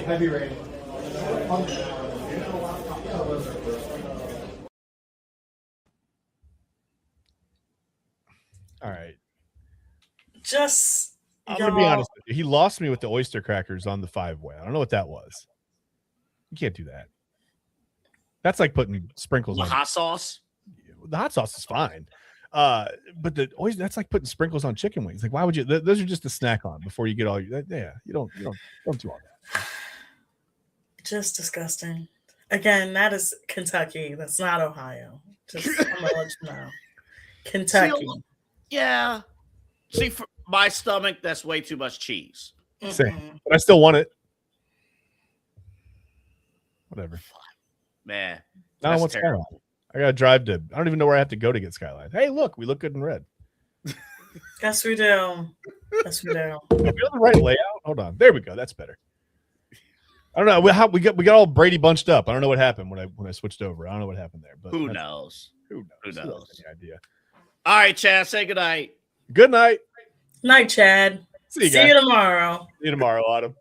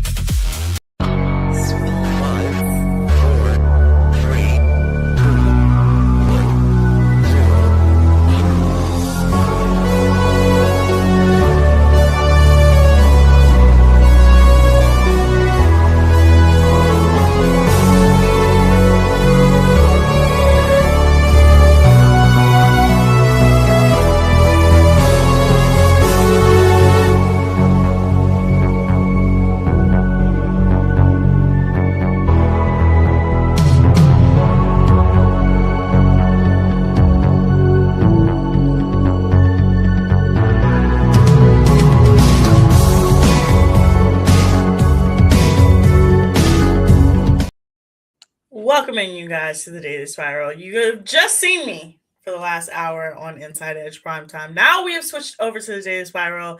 AA Anthony Alford has joined me. Tonight we are going to be talking about our top 10 Islanders, why Carl is the funniest Islander. I promise you. I was going to start off with France and Spain, but I'm bored of them. Actually, let's get into some Love Island USA news. This seems to be becoming a Love Island USA show. I should rename it to something else, but no, because we had some news. Number one, everybody got their phones back, AA. And since everybody got their phones back, they've been acting crazy. Okay? I have not kept tabs off of anyone. I think the only person I follow was Sincere for some reason. But I'm going to follow everybody else. He still ain't opened them comments. He still ain't opened them comments. He need to open them comments. Okay? You better stay away from those comments. You better stay the hell away. Hell, even KC had to open his comments. All right? But we start off with some news. So, first news. Trinity and Bryce tomorrow morning will be on the Today Show. First appearance as winners. I think they're probably going to appear remotely. Everybody flew out of Fiji this morning. Well, Fiji late last night, early this morning, U.S. They're all in L.A. But being that everybody got their phones back, I want to read a statement because unfortunately, Trinity made a statement in defense of Zach. Now, this came as a surprise to me. Because I'm like, what the hell happened? According to Zach's brother, Charlie, the super senior of Love Island, a number of people reported Zach's TikTok account and got it taken down. So Trinity released this statement. She said, coming out of the villa, one, I want to say I'm very blessed and appreciative of the love and support everyone has given me. With that being said, I want to say the hate and ignorant comments some of you guys are doing regarding Zach is absolutely not okay and needs to stop. It's very disheartening, and we are people just like everyone else. We genuinely have love for each other inside and out of the villa, and he's one of the most amazing people I've met. So please have some empathy. And then she tags everybody from the top four. And all the girls reshared it. Look, I love Trinity. I really do. Yes, that's a statement. I really love Trinity. I love her so much. But she does not know the extent of which Zach did to them in the villa. She does not know yet, AA. They just got their phones, right? Mm-hmm. So they just were able to get back into Instagram, turn their comments on, see their follower count, all of that. They have not sat down and watched the show. They're coming at it of, I've just spent 6 weeks with this man. I see him every day. It's really mean that you guys got his TikTok account deleted and you're making mean comments about him. Okay, I understand it. But you still don't know the extent of why we all don't like him. Well, yes, and they don't know. And again, I wonder what was shared, what was not shared. But my question to you, Autumn, if you were on the show, you came back, let's say you found a connection to the end of the show, whether you won or came a second, you made it to the final episode. Would you go back and watch the show? Yeah, absolutely. Before the reunion, would you go back and watch every episode or close to every episode? I would watch any scene that I'm not in because number one, well, actually, you know what? I would watch everything because number one, I feel like showing up not informed, especially to somewhere where we have to talk about what has happened. To me, it's just like you're doing yourself a disservice. So I think them making this statement, I've seen a lot of people say, well, Zach probably, did what he did in the villa of he got real butthurt and brought the morale down. So everybody was like, all right, let's just make a statement, which he probably did. But then Kata posted a picture with her and Zach, and Zach called her my rock. And then she deactivated her Instagram because a number of people probably came into her DMs and were like, hey, he's not treating you right. He's treating you terribly. And I think they're just seeing that. Look, from what I've seen from everybody's reposts, from everybody's anything, they're just seeing the edits. They're just seeing the points. That's what they're seeing. They're not seeing the scenes where Zach telling Bryce, I don't think Trinity fits in with me and Kata. They're not seeing where Zach is openly interfering with all their relationships and then making himself the victim. They didn't see him essentially negging Kata to be like, well, I'm not going to make you breakfast because you went and talked to Caleb. They're not seeing that yet. So I understand why they made the statement. I just think that you could have waited. Just wait. Just watch the show and you would have seen why people don't like him. But you know what, though? I wonder because think about this. I'm just thinking about how I would react if I was on the show and I came back home and I didn't have my phone. I'm going to have a freak out session in about an hour about what happened to my Facebook today. I know. But imagine, again, all kidding aside, that's a separate thing. Imagine you're away from social media, family, friends, pretty much all contact for 6 weeks. I mean, we freak out if we miss a day. So 6 weeks, this phone's blowing up with stuff. And you're seeing the nonsense already. You're seeing it so much. And, you're sitting there like, you don't know this part. You don't know this guy. It's like Sincere all over again, right? Like Sincere was shown a certain way on the show, deservingly so. But you have the core four. You have, they're defending. You have everybody in the villa. And I will say this, everybody that's still kind of in the villa right now, like the final four, haven't seen anybody defend him. Corbin still is on his neck. Gall came out today, is been on his neck. Like everybody that's a little bit separated from the villa, because everybody that's in that final four is still kind of in villa mentality, right? They're still they haven't been reintegrated back into society yet. Everybody else been reintegrated back into society and has had enough time to be like, okay, what happened was crazy. Sincere did some crazy stuff, right?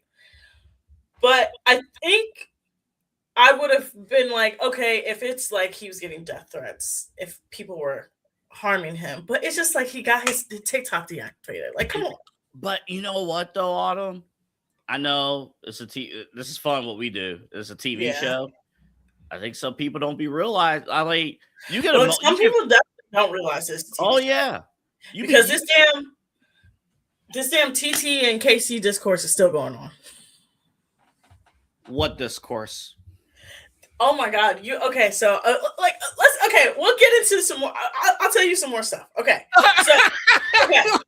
Hold on. I've known you for so long. I know what just happened. You're like, oh, this is bullshit. We got to go through this again. Literally, the fact that you could tell that I was literally being like, oh, I gotta say it. I'm talking about this. All right, but okay. So Trinity came out with a statement. Her and Bryce will be on the Today Show tomorrow morning. We'll probably talk about that tomorrow.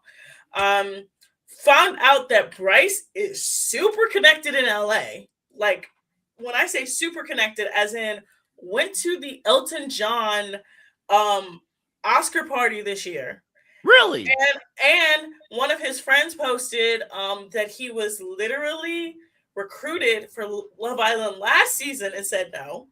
We know Carl was actually recruited last season and the season before that too. And he also is friends with like one of the biggest choreographers in like music and like Bryce is like weird connections, right? But that's not the discourse around Casey. So the discourse around Casey and Anaya, once again, is because Trinity came out with this statement. Certain people are like, well, people aren't coming out with a statement for KC. KC's getting a lot of backlash, a lot of hate. And it's like, okay, Trinity doesn't like KC. KC has done things that have made him the focal point of the backlash. He did not have to go after Sun and say that Anaya was fragile and that he had to do so much and he had to constantly reassure her. All he had to do was shut up and just say, you know what? My Villa experience was what it is. I met TT. I'm happy. I'm great. He brought that backlash on himself. Well, but again, it was that it was he had 4 or 5 people going after him when he came back to the Villa with TT. I'm not even talking about that. That's what we see on TV, and I'm willing to give the benefit of the doubt that maybe the things that didn't air, maybe he was an a-hole. I don't know. But this is the other thing with it is that like people are like, well, why aren't they defending him? Y'all, they don't like they're defending Zach because Zach is their friend. KC is not their friend. KC is not someone that none of the girls follow him. Only the boys follow him. So like they don't have to come out and defend it, but they know Zach. Zach is their friend. They love Zach. Hey, again, they haven't seen anything with Zach, right? Right. But the other discourse that I saw, there's a creator. His name is Wadlin, and he does Love Island recaps, right? Double A, he had one of the worst takes I've ever seen on this show, and there have been a lot of bad takes. Now, look, I'm never, ever gonna tell you don't defend someone, all right? You like who you like. You like some people. There are still people out there that are defend sincere, all right? Okay. He had the nerve to say that KC was the only Islander on the show with a real job. What? Yes. What does he mean by that? Because KC is a CNA and he wipes old people asses. That's why he thinks it's a real job. I'm like, Carl's a personal trainer. Kenzie's literally a nurse. Trinity worked at Home Depot. Melanie was a manager at a retail store. Anaya works in her family, in her family's foundation, but is literally still has a normal job. Bryce fixes garbage trucks. Zach's a financial executive. That's a job. Most of them have almost all of them outside of I think Jen is a model on the side. Sean was a police officer. Sean was literally a police officer. He was a police officer. Gall owns a coffee shop. Most of these people have real jobs. What are you talking about? Sean, that was the funniest thing from the first week. Sean was a local community police officer who left and got fired. Yeah. And retired to come on the show. And I think Literally. if Sean didn't have a baby, he would have made it so far. He would have gone the distance. Look, the cop thing. Look, I'm gonna say the cop thing. The girls could have been like, "All right, whatever. You're a cop. whatever. I think some of them like that part. It was the fresh 2-year-old that everybody was like, can't get with that. You can't make a bunch of 22-year-olds be a stepmom. Absolutely Oh, hell no. No. Especially ones that are on this show, they're not going to be stepmom. But it's just like discourse like that I'm just like, this is ridiculous. Like, what are we doing? So, yeah. Okay. So that happened. Gall went on Harry Jowsey's show, Boyfriend Material. He essentially explained like some of the ins and outs. He talks about how close he was with everybody. He explained that everybody agreed not to have sex in the villa, in the room together, even though I think several people broke that rule. I saw that earlier. I'm like, I'm pretty sure Trinity and Bryce, Dylan and Kenzie Corbin and Parmita, almost every night, Zach and Kada, all broke that rule. Yeah. But he said like all the Casa boys, when they went in, like they kind of said like, hey, we're not going to have sex in the room with each other. He did like some superlatives. He essentially talked a little bit about like him and Jen and how he understood why she was mad at him. And he even said something that I think is interesting. He was like, when Amora came to him and was like, she'd be dogging you in that dressing room. He said at first he was a little mad, but then he said he had to realize it. He was like, you got to think about this. There's no sense of anything in that house. There's no television. There's no books. You can't write anything. You just have to talk to each other, right?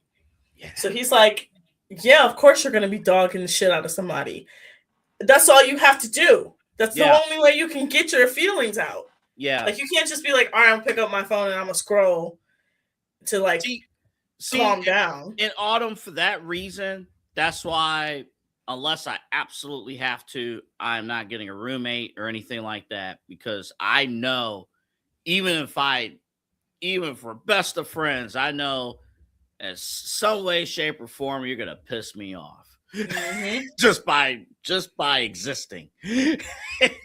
I can see that. I could definitely see that. Like, just that's crazy. I mean, man, yeah, but no. So DJing was not they didn't go all the way there. DJing is French frying.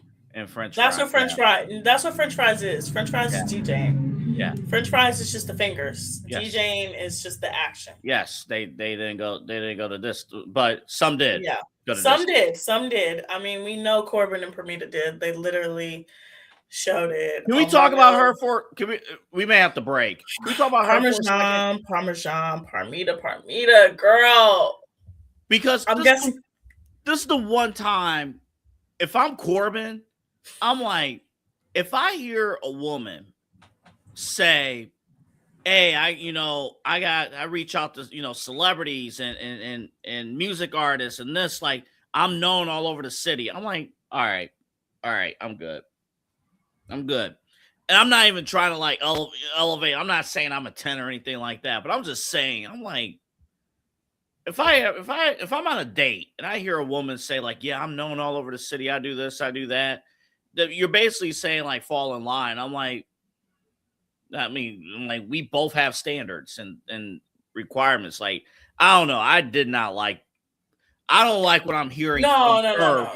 Post Villa at all. No, okay, look, I don't even like her. I'm all about a woman's rights and wrongs, all right? I will defend her. I couldn't defend her in that moment. Because it just seemed like, now I know she went on an interview and was like, you just seen a small snippet of the conversation and that's not how it really happened. Girl, in what context are you saying I'm known in my city? I've dealt with rappers, athletes, actors. I can get whoever I want to. I, in the back of my mind, just think that she was just being like in the back of her mind, like Parmita is still very mad at Corbin that he ghosted her. Okay. She's very mad. Okay. She gives me, I'm so mad at, because it, like, the way she moves is crazy. Mm-hmm.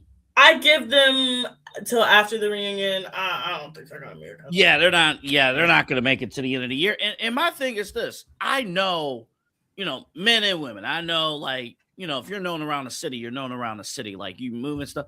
But the ones who are sure of themselves, you don't even have to say it.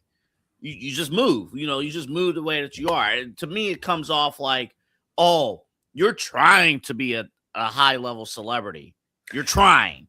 And then what made it even funnier? Working. What made it even funnier is people who are from San Antonio, because that's where she lives. People who are from San Antonio was like, oh, we've asked around. We don't know who you are, girl. Yeah. So she's just delusional. But we do have to go to break, double A. When we come back, I will tell you why Carl is the funniest Islander. I'm going to give you part 1 because there's 2 parts. Tomorrow you'll get part 2. Today you'll get part 1. I will tell you why Carl is hilarious and why he is the funniest person on the show. And then we'll both give you our top 10 Islanders of the season. My list is ready. Top 10 of the season. We'll talk more. Honestly, this is, like I said, this is the slowest sports month, so you're gonna get a lot of content in here that's not sports related. Okay, but we're doing our best. Okay, America, yes. Cleveland, we're doing our best. Okay, we're doing. I watched like an inning of the All-Star game tonight, Autumn. You watched the Parker Messick inning? No, I didn't see. No, I just watched the first inning. Just the first inning, and I'm watching. I'm like, Fox needs to get they need a new analyst. I can't listen to John Smoltz. Like, this is the All-Star game. It's supposed to be fun. It's supposed to be a celebration of baseball. And this guy is boring me to tears and stuff. It's like he doesn't sound like he wants to be there. I'm like, get somebody else in there. So, yeah, I turned it off. Yeah, it's okay. It's okay. But, yeah, we'll be right back from the break. You guys are watching Daily Spiral here on Inside Edge Network. Hey guys, great show on Unfiltered today. Talked about a lot, including a possible sales tax that you may not vote for. You got to find out and listen to the show to figure out what's going on in Cuyahoga County. We also talked about the new leading cause of OD deaths here in the county. Man, just seems like it's a constant hamster wheel of different things happening. Also, Facebook. Kind of been pretty shitty lately. We talk about that too at the beginning of the show. All that and more. Plus, hey, tomorrow, all the different news notes, anything you can imagine here locally in Northeast Ohio, we got it for you. Maybe LeBron finally makes a decision tomorrow. We'll see what happens. Nevertheless, you can find out right here on Unfiltered, all along the Inside Edge Network. I will see you at 5 o'clock tomorrow. Key On Sports is the leader in Ohio high school athletic coverage in written, print, and video streaming. From the latest news and results and written content to the high school football game of the week every Friday, Key On Sports has you covered. The vision of 15-time published author Vince McKee has become the most trusted site in Ohio high school athletic news. From podcasts to player profiles, Key On Sports is your one-stop for all of it. Visit them today at keyonsports.com or on YouTube at Key On Sports. Check out their socials on Twitter and Facebook as well. Clean energy, bold flavors, and no jitters. See why people won't shut up about Dubby. Clean energy, no jitters or crash. Whether you're starting your workday or getting ready to exercise, Dubby Energy helps you lock in and focus. With over 15 flavors to choose from, you can't miss. Order Dubby Energy right now by using the QR code on your screen and use the promo code InsideEdge10 to receive 10% off your order. Dubby Energy, your energy-focused sponsor of the Inside Edge Network, Cleveland's digital leader. Discover our collection of body mists made with clean, minimal ingredients. Handcrafted with natural essential oils and clean ingredients, they offer a natural alternative to synthetic fragrances. Perfect for sensitive skin and those seeking clean, mindful self-care, and the perfect gift for you or your special someone. Courtesy of Alley Rose Fragrances. First-time customers, use that promo code InsideEdge20 to receive 20% off your order. AlleyRoseFragrances.com, a proud sponsor of the Inside Edge Network, Cleveland's digital leader. Whether searching for a baseball autographed by your favorite World Series slugger, a signed football by an iconic Hall of Famer, or the jersey of a world-famous soccer star, you've come to the right place. Here at SportsMemorabilia.com, the web's leading source of authentic sports memorabilia, you'll find more than 500,000 authentic products from nearly every professional sports league, team, and players.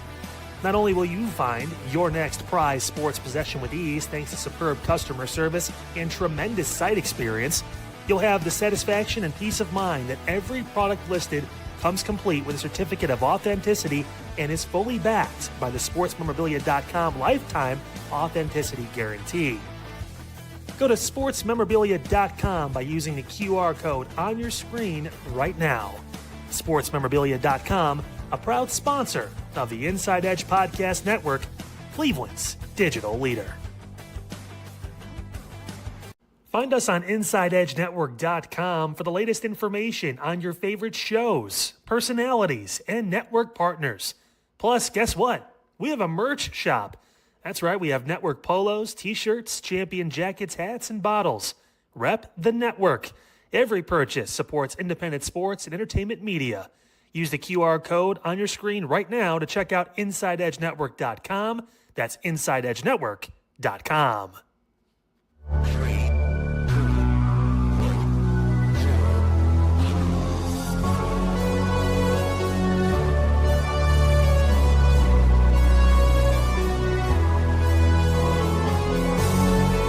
All right, guys, welcome back to the Daily Spiral. Jesus, double A, it's loud as hell. Listen, hold up. Damn it, I'm not Eli, okay? I'm working. I know you know how to fade. We all learned how to fade. God damn. This is a new fade, okay? It's manual. You know what? You know what? This is what we're gonna do. Up, down. All right, it's faded out. We're done. Oh my God. I was like, what is going on? I was like, this is a lot. That's why I looked down still. I was like, oh, it's still going. No. I didn't know. Jesus Christ. No, the first time I ran, every station I've been to, the first time I've ran a board, you don't know how loud or quiet the music. So you come back and you're filling in and it's like, boom, bro, what are you doing? I'm like, trying to get back into the show. All right. Let's talk about why Carl is the funniest Islander. So Carl's first of all, Carl's full name. I don't think y'all understand why he is funny. Carl's full name is Carl Witness Lee Schmidt. That's a movie star. He's gonna do movies. I'm gonna tell you why he's so funny. So I've been, of course, being super parasocial over the last couple of days, right? Very parasocial. I'm like, I need to see anything, right? Carl is funny because from the moment he stepped into that villa, he was obsessed with Anaya. Yes. From the moment he stepped in. And I started noticing that just a couple episodes. I was like, this man is truly obsessed. He is hilarious. So if you watch the Casa Amor episode, the girls' Casa Amor episode, not the boys, the girls' Casa Amor episode, Carl is in the background. He's not really prevalent, but when they all meet the girls, he introduces himself. All the girls are like, oh, okay, he's cute. But the first person he hugs when he's introducing himself is Anaya. Hell yeah. It's not even just that. So then they kept doing montages throughout the entire show of them having a cookout. Every time you see Anaya, here's Carl. I'm like, what the hell? I was watching this because I'm like, what is going on? And then it was her and Trinity. They start to talk to all the Casa boys, and it was I think him, Dylan, and two other ones. And here he was again. He was right next to her. I'm like, what is going on? And then the way they shot it. So we know that Carl was not the first person to kiss her. It was actually Gaul. Gaul kissed her first because Gaul immediately he said it when they were talking about Carl after the recoupling ceremony. I'm gonna get into that. But what we saw is that Carl picked her first. Carl, if you look at his face as they're about to kiss, has the biggest smile on his face I've ever seen a man have. I'm like, what the hell? He's talking to her when he gets back into the villa. He pulls her, of course, for the infamous chat and say less, and they kiss. But this is where it starts to get real funny. So I like to look at the videos of them when they're sleeping because to me, somebody's sleeping patterns tells a lot about you. Anaya always looked comfortable as hell. She girl, I'm gonna get my sleep. I'm gonna get my 4 hours whether you like it or not. But the second night they were sleeping together, I noticed there was a pillow over her head. I'm like, why is there a pillow over her head? Carl snores. He was snoring so loud that she had to put a pillow over her head. I said, what the hell?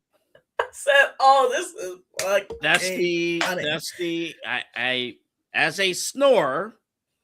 I snore myself. I understand. That might be it. Is Anaya? Is she a light sleeper? Yes, you can very much tell she's a light sleeper. No, here's the thing. I'm not. I can't speak on that. I can't speak on it on this end, but like maybe. I don't know. That's something she's gonna have to overcome.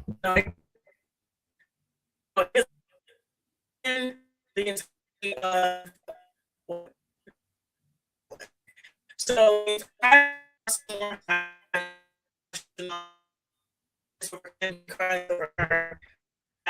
right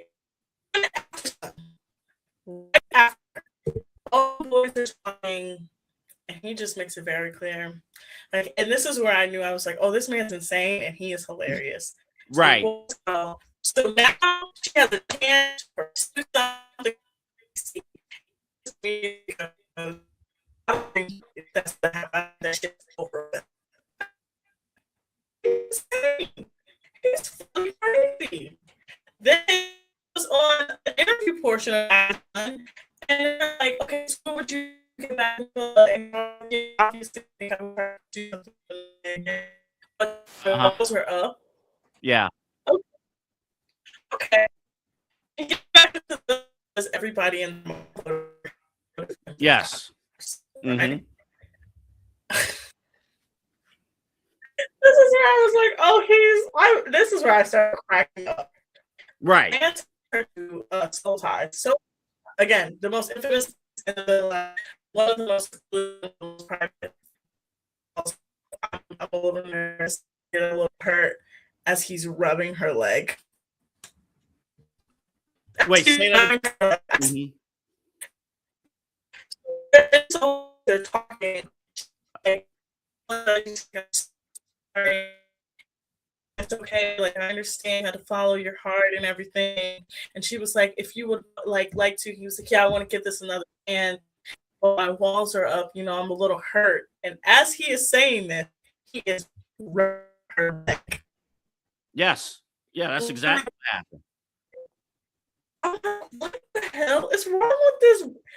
And then this is where I really had to laugh. Every time he brought Anaya or Amora breakfast, he would be like, oh, you look so good, Anaya. This you got looks great. Amora, he would be like, don't want you to go hungry. Like, he was doing that. That was hilarious. Like, he I'm like, what the fuck? I was like, oh, later, he's trying to gauge her reaction. He's like, go, huh? Like, he's trying to clearly be like, I hope she didn't say yes to trying to be with him again. And I was like, this is crazy. Carl is not he's insane. And then the last episode, because I'm going to skip to the last episode, because this is where I was like, oh, I know he's crazy. He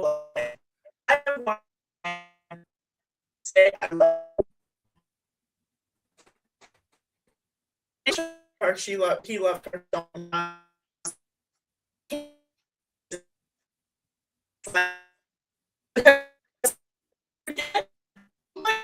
Why would you say that, Carl? Like, what was the point of that? No idea. No idea.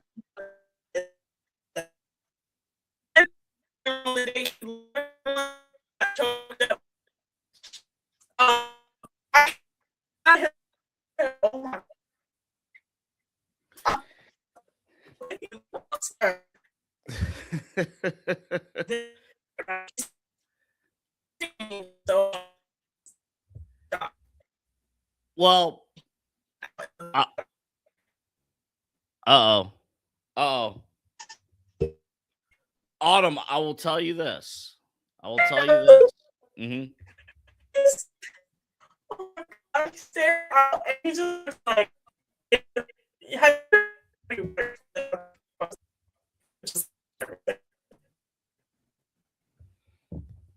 oh, well, you know what? Well, I was. I'm so sorry. Oh man.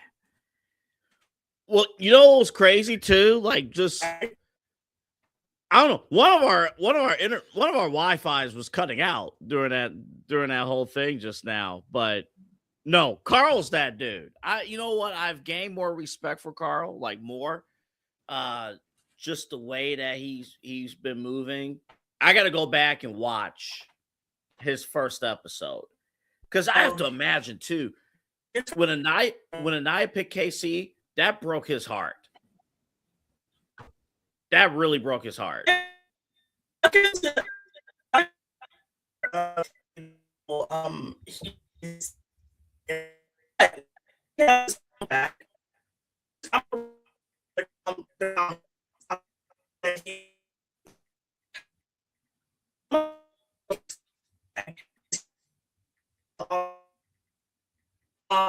He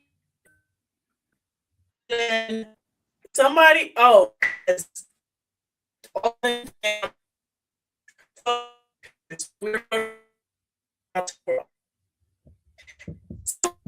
and so like Carl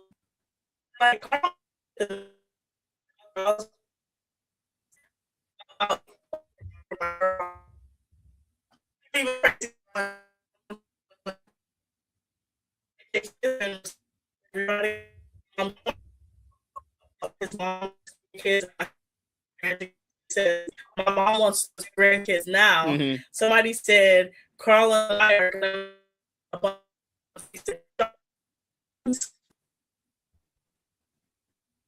Uh-oh. All right. Autumn, I hate to do this. Your Wi-Fi is cutting out on me. Like, you know what's happening? So it's like you're making a great point, and then it just pauses, and then like I can follow, and then it just stops, and I'm like, you got to be kidding me! You got to be kidding me! I'll show you the photo. Hold up, I'm going to show you what I'm seeing. I'll show it to you live. Look at this. Look at this. This is live television, folks. Look at this. Look at my text.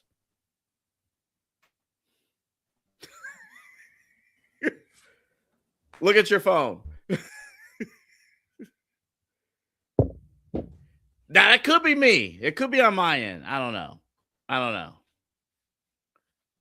But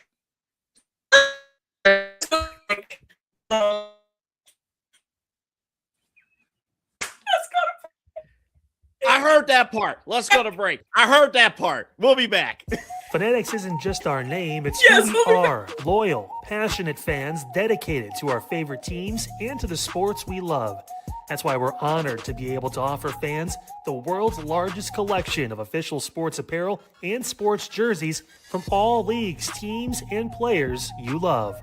We feature a wide selection of gear from every league, including the NFL, MLB, NBA, NHL, and NCAA merchandise, which allows us to serve fans of football, baseball, hockey, basketball, lacrosse, soccer, golf, and, well, everything else that gets your heart pumping. Go to fanatics.com by using the QR code on your screen right now to celebrate your teams. That's fanatics.com, a proud sponsor of the Inside Edge Network, Cleveland's digital leader.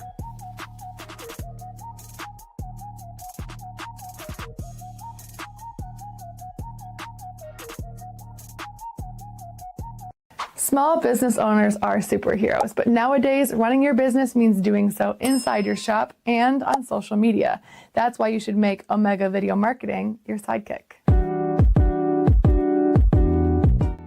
With a decade of content creation experience, I create dynamic, informative, and fun videos for your specific social needs that will increase brand awareness, get you more followers, and keep your social pages and websites current and fresh. I offer flexible pricing and turn times and will work with you to understand your brand and your story. All of that comes from the heart. My award-winning expertise is just the cherry on top. So let's get connected. After all, your brand is the alpha and my expertise is the omega. Discover our collection of handcrafted candles. That's right, every product is thoughtfully created in small batches free from harmful toxins for mindful everyday indulgence. Our candles are hand-poured in coconut soy wax with natural wood wicks, offering a long-lasting burn and rich fragrances. Create a cozy, safe ambiance for your home with candles from Alley Rose Fragrances.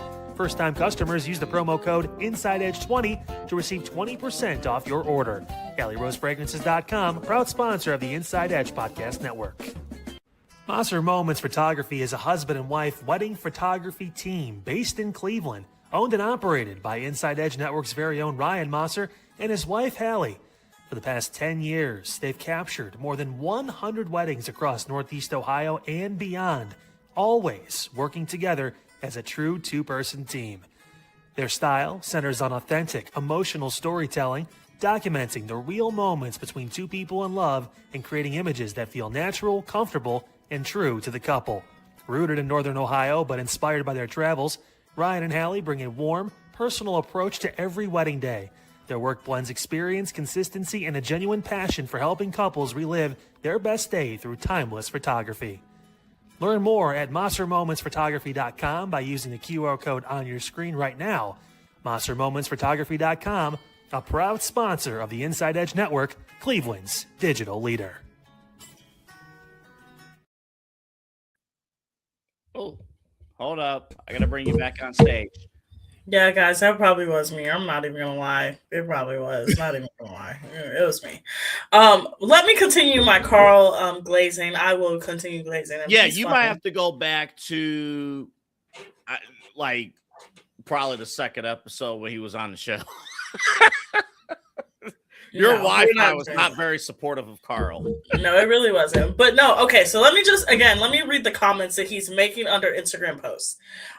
He said his mom wants to produce a bunch of kids. He said, my mom wants those grandkids now.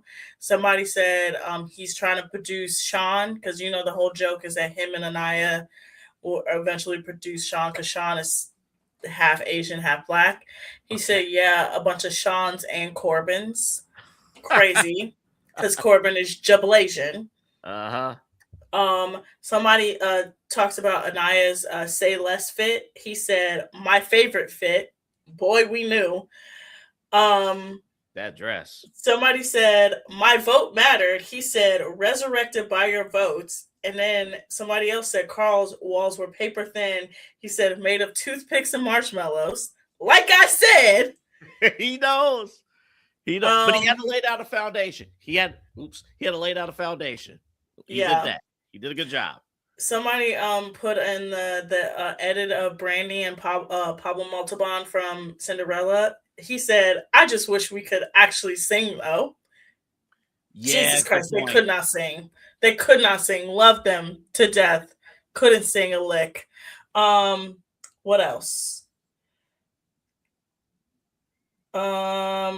When his mom, when they were talking about how he got kicked out of the villa, he said, my favorite part.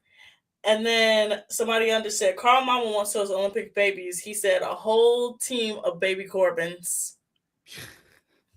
Those babies are going to be tall. They're going to be big. Those are going to be big babies if they keep going. And then somebody was showing off their vote, and he said, y'all fucking ate. And then there was another edit about his walls, and he said, what walls? Like we said. And then he's a bit essentially, and then there was this one guy who made a video of himself running into the river in New York, saying that he was coming to Fiji. And then he said, hey, yo, that's my girl. But I don't know if you picked it up in the last segment, but I was saying, like, man, his heart, he was really heartbroken when Anaya picked KC the first go around. Mm-hmm. He was really heartbroken. The man cried. He literally cried at the thought of like her being hurt. And every single time he has to look at that footage of Casey hurting Anaya, he visibly gets emotional. Like every single time. I'm like, oh, just tear my heart out. But let's get to the list. All right. That we've been talking about all show. AA. Who are your top 10 Islanders for season 8 of Love Island USA? All right. You give your list and I'll give mine. All right. I'll go from, should I go in reverse order or from top down? Reverse order. Go 10-1. All right. Number 10, Kenzie. She played the game. She explored almost all the way to the end. She played the game. Number 9, KC. Dude, he made an impact. He made a huge impact, but he did not make himself likable, in the villa. He just didn't. He should have been higher, but number 9 is probably fitting. Number 8, TT. Huge male audience, but never can, with the women watching, just couldn't happen. She did get along with the girls after night 1, and she had a very impactful night 1, but TT's at 8. Number 7, Melanie, and here's why I have her low. Okay. Because of all the stuff she went through, it never seemed to me like she really, she's happy with Sincere at the moment, but she never seemed like there was a good chunk of the season she didn't enjoy herself. No, she really didn't. She was going through it, and she's still going through it. So, and she didn't win the show. So I have her down at 7. Kata's at 6. It's because of Zach. It's strictly because of Zach. It has to be. Yeah, again, she was consistent. She didn't do she never did anything that pissed me off at all. And she's cool. She's cool peoples. All right. I have Anaya number 5. Okay. I just played some background music. That's it. Oh, okay. So it wouldn't be ambient. No. I'm not playing you off. I'm just playing background music. I'm like, are we done? No. No, I have Anaya at 5. Because the people above her made some moves. Carl's at 4 for everything we kind of talked about.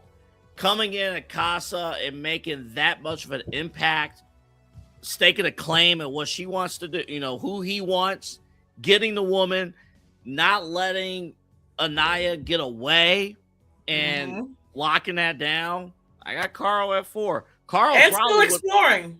And he apparently did explore outside of Anaya too. He did do some exploring. And if Carl was an OG, he might have won the show.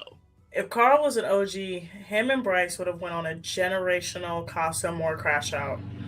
That would have been some of the most entertaining television if him and Bryce would have both been absolutely miserable during Casa More. All right, number 3. I'll give you 2 and 1 first. Number 1, Trinity. Number 2, Bryce. Okay. Number 3, Sincere. What? Here's why. Wait a minute. Hold up. Let me explain. Sincere went through all that BS, right?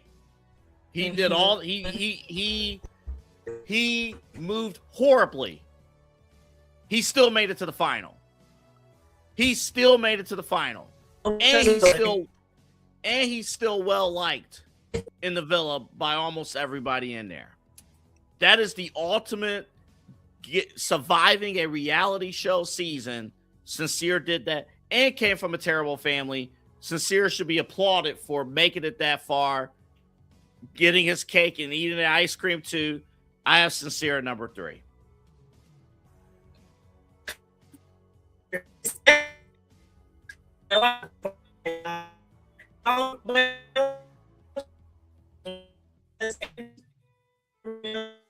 Uh-oh. Oh, no. Did the Wi-Fi go out on you again? Wi-Fi might have went out on you again, Autumn.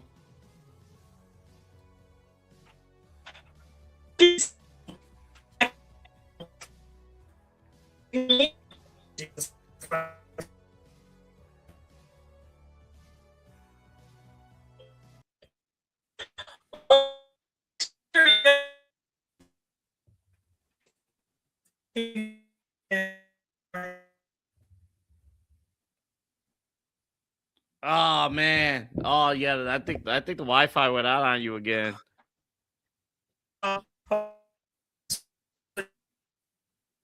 Quick. So you might have to restart the browser. We'll keep it live. You might have to restart the browser and go again. I don't know. You gotta love StreamYard technology. Oh no. All right. Am I back? Yes, I think you're good now. Please. We're good now? Okay.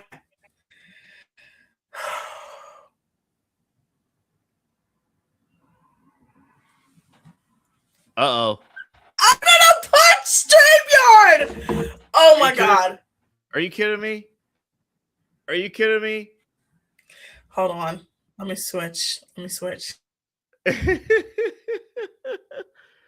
Oh man, this is great. You know what? I'm gonna be honest. This whole day has sucked. I'm gonna be...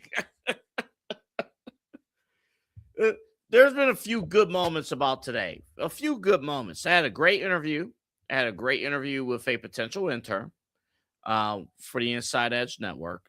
We're going to actually have an intern with us tomorrow. And we're doing some great things. Again, remember to like and subscribe at Inside Edge Net. We're not starting Midnight Run just yet because Autumn still has to give her list. She still has to give her top 10.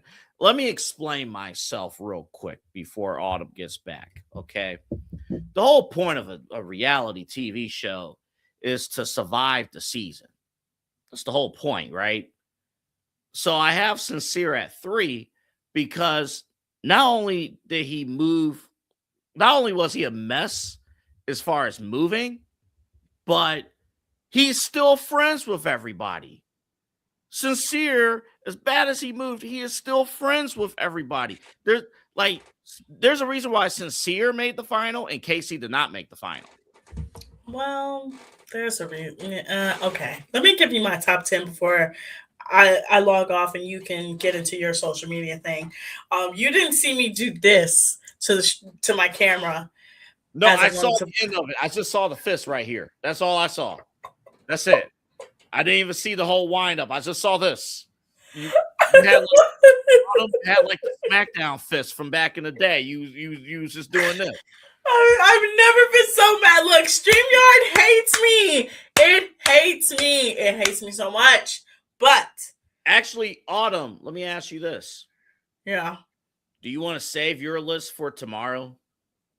Yes, actually, yeah, let's save my list for tomorrow because we're going to have a lot to react to. So we'll probably get a lot of Villa content because they're all back in the States now. Everybody's back. Nobody's in Fiji. Everybody has touched down onto American soil. They're all on social media. Sincere need to open up them comments. What I was saying before I was rudely interrupted is that Sincere's biological father came out. Wait, excuse me? Hold up. You're breaking news to me. Say that again. So, Sincere's biological father. So, like I told you, the dad that we saw on the screen was his stepdad, right? Yeah, he was the one BS is saying, yeah, we don't move like that. We don't move like... Yeah, no. So, Sincere's biological father posted... I'm going to find the post real quick because when I saw this man, I said, absolutely, this is why he's a demon. 100%. And we're talking about Sincere, Rhea, D1 athlete, like a legit D1 athlete. Like I said, Sincere's not stupid. He's just dumb. Okay? He's just dumb. He's not stupid. He's just dumb. This is Sincere's dad. Hold on. You can see it. That's his dad? Is that a middle finger? Yes. Hold on, I'm gonna save this photo and send it to the group chat. Oh, But Lord. Sincere's dad came out today, and I'm gonna share what he said. He said, and I quote, his name, first of all, his name is Frisco. Should tell you everything you should know about him. A man named Frisco named his child Sincere. Should tell you everything you know. He said, and I quote, "Now I have to step in. I'm Sincere's dad, his biological father. That was his stepdad on the show, and his mom is married to him since Sincere was young. Shout out to Ben for stepping up and making him one of his own. This is my take from what it is. Sincere has always been the prize. No disrespect, but last time I checked, you can't choose how your family acts or who is your family. As long as my son can grow and prosper from this opportunity, shouldn't you be happy for a 25-year-old? I had Sincere when I was 15 years old. Now 15? I'm 40, and I'm watching my son on TV. Coming from where I came from and his mom, statistically, the chances of us being in this situation, well, you do the research and figure it out. I'm proud to be his dad. Hashtag Frisco Rhea." And his dad looks exactly like how I thought he would. Show the people how this man looks. Here it is. Mm-hmm. There it is. And if you're thinking to yourself, oh, that's a clear photo. Yeah, that's what Sincere is going to look like in about 10 years, okay? Oh, man. A kid at 15? Oh. I'm not saying that like it's revolutionary or anything like that, but... Well, that makes sense why his name is Sincere. When he's apparently he's an athlete, but... No, I feel bad. His whole family situation is that Melanie and Sincere, we didn't even know this. Like, we just scratched the surface during the show. Like, in terms of family foundation, this is one of the more toxic relationships I've ever seen. The family is making it worse. You cannot mix these families together. Like, this is bad. This is real bad. Like, it's like when I say every single time Sincere's family comes out, the more and more they come out, the more I'm like, yeah, this is the reason why he's like this. This is the reason. His dad alone looking at him, I said, absolutely. When his uncle, his dad's brother came out and said he's moving real shady, just like his father, I said, oh, I already know his dad is crazy. But that's, Sincere's a charmer. And it's just, he's a charmer, and it could work to a certain point. Do you think I'm not going to speak on this. This is really more you and Christy's territory. You think what Christy said the other day about Melanie, you think that was spot on? I do. And then I was thinking about it. I was thinking about it because as someone that has dealt with the weight fluctuating, I do think Melanie has a sense of insecurity, and that's why she keeps going back to him. But I don't think it's more weight focused. I think it's more of like what she sees in her household focus. That's where I think of the insecurity comes in, of like how you allow people to treat you in your household and in your family is how you allow your relationships to go. Yeah. As someone that has had to learn and deconstruct that and sort of be single, force themselves to be single for a very long time because of that, I understand the need to want someone. And I think with Melanie and Sincere, their relationship is so bad and it's so toxic and it's just so draining. And it's not because this is like something she wants, it's something that she's learned from. Like, she's learned this behavior from somewhere. Like, her keep taking him back is not just random. She's learned to do this. Mm-hmm. Yep. So when she's like, I don't want to keep taking you back. I don't want to keep giving you chances. You're going to keep giving him chances until, like I said, Melanie has to be sick and tired of being sick and tired. His family alone should tell you, you do not want to go down that road. It should. And I think the hardest part with breaking up, and this goes beyond the show, this is real life. I think the hardest part of breaking up in any facet there is the fear of being alone and being single. It's like, oh, everybody could tell you like, oh, you shouldn't be with this man or this woman. Like, you shouldn't be together. You shouldn't do this. You shouldn't do that. And it feels from the outside, it feels great for us to say that. It feels great. Like, you shouldn't be with this dude. This dude's a loser, everything like that. But then once they break apart, all right, shoot, then what?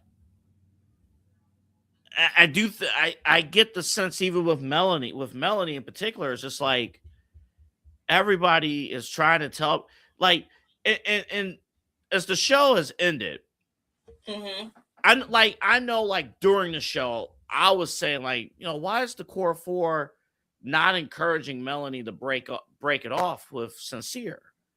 And they're like, you know, try to make this work. And the big thing they kept bringing up, well, Melanie is happy. As unstable as this is, she is happy.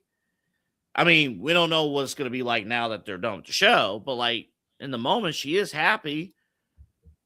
How would that make us look if we break them apart when she's happy, even though this is very unstable? Am I making any sense? No, you really are. So I'm just gonna say this about Melanie and Sincere, and especially like I think Villa. This is gonna be the last point before we switch over to your crack show. I think the Villa psychosis is a real thing.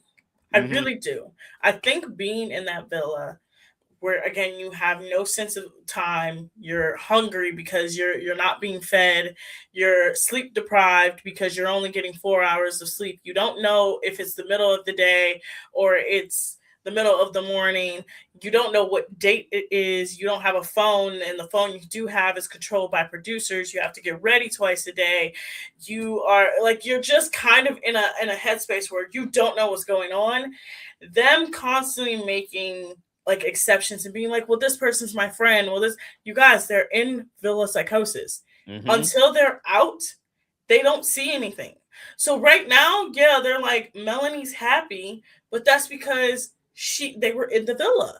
They were in the villa. What was Melanie gonna do? She had nobody else. And even this week being out, they need to be deprogrammed. And they're not going to be deprogrammed really this week because of all the promos and all the commercials and interviews they have to do. They're really not going to be deprogrammed until after the reunion, to be honest. For real. Like, and actually, not even after the reunion, it takes them a very long time. I think certain people from season 7, it took them up until the beginning of season 8 to really sort of be like, I'm out of villa mode.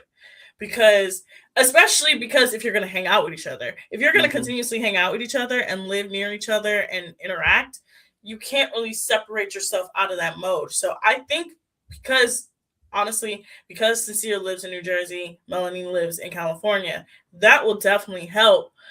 But yeah, they're also in villa psychosis. And when you're in the villa, like, you're making exceptions to things that don't make sense.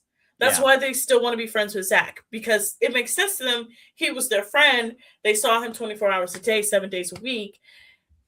Like, and then with Sincere, same thing happened. When they saw Sincere's movie night, I promise you, y'all, they were just as shocked as we were.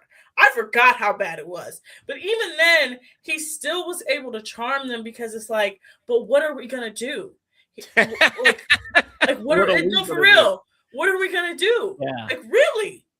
I know. That's how it is. Like, what are we going to do? And like, even, it's not like the producers were going to bring another bombshell in. They couldn't. Yeah. They used up all the people. Yeah, they kind of stacked it up. All right, Autumn, tomorrow. I'm going to switch over here, but tomorrow. Uh-oh. Yeah. I need new shows to watch. Oh, yes. I need new shows. I need, preferably, something that either very recently aired or something that is airing right now or is coming up. Okay, so do you want reality or do you want regular? Reality. I am so locked in now on trash reality TV. Hit me. Give me a day. Hit me with a list tomorrow. Okay. So tomorrow for a Daily Spiral, we switched over to the Midnight Run studio, but we're still at the tail end of Daily Spiral. So tomorrow, I will give Double A a list of trashy reality TV shows he has to watch. And regular, because I watch both, because you have to stay informed. We're going to talk about Bryce and Trinity's interview that they've done on the Today Show. I'm very curious to see how that goes, because that means press for the show is starting. I'm going to give you my 10 Islanders, my top 10 of the season, and also Double A. I think we should give our top 5 moments of the season as well. Top 5 moments. Okay, I got you. Top 5 moments. Now, take under consideration for me. I'm probably not going to renew Peacock. The way the schedule is going to maneuver here, I could take a month off from Peacock and then fire it back up for the reunion. So this next month, I'm going to probably subscribe to Apple TV. Some of these trash reality TV shows are on Peacock, so you're going to probably have to get the Apple TV Peacock bundle. All right, you're going to have to talk me into it, because I really want to watch. I watched Your Friends and Neighbors when I was in Chicago, and I really liked that show, and I want to finish. I think I'm near the tail end of season 1. I want to finish season 1, and I want to obviously get through season 2. And I have a window here between the end of Love Island and the reunion, but you could talk me into watching more Peacock. I will listen. I got you. I got a specific list for you with specific seasons. I got you. You will, when I say you will enjoy what I put down, and when your brain chemistry will be altered, and your brain chemistry will forever be like, why have I not been watching this? I promise you. I promise you. Okay. We'll do it. We'll get it done. Autumn, it's time for you to go to bed. Okay. Yes, my dog is really mad at me. But yes, I will see you guys tomorrow. Double A. Well, I will see you on Primetime with Chad. Daily Spiral with Double A.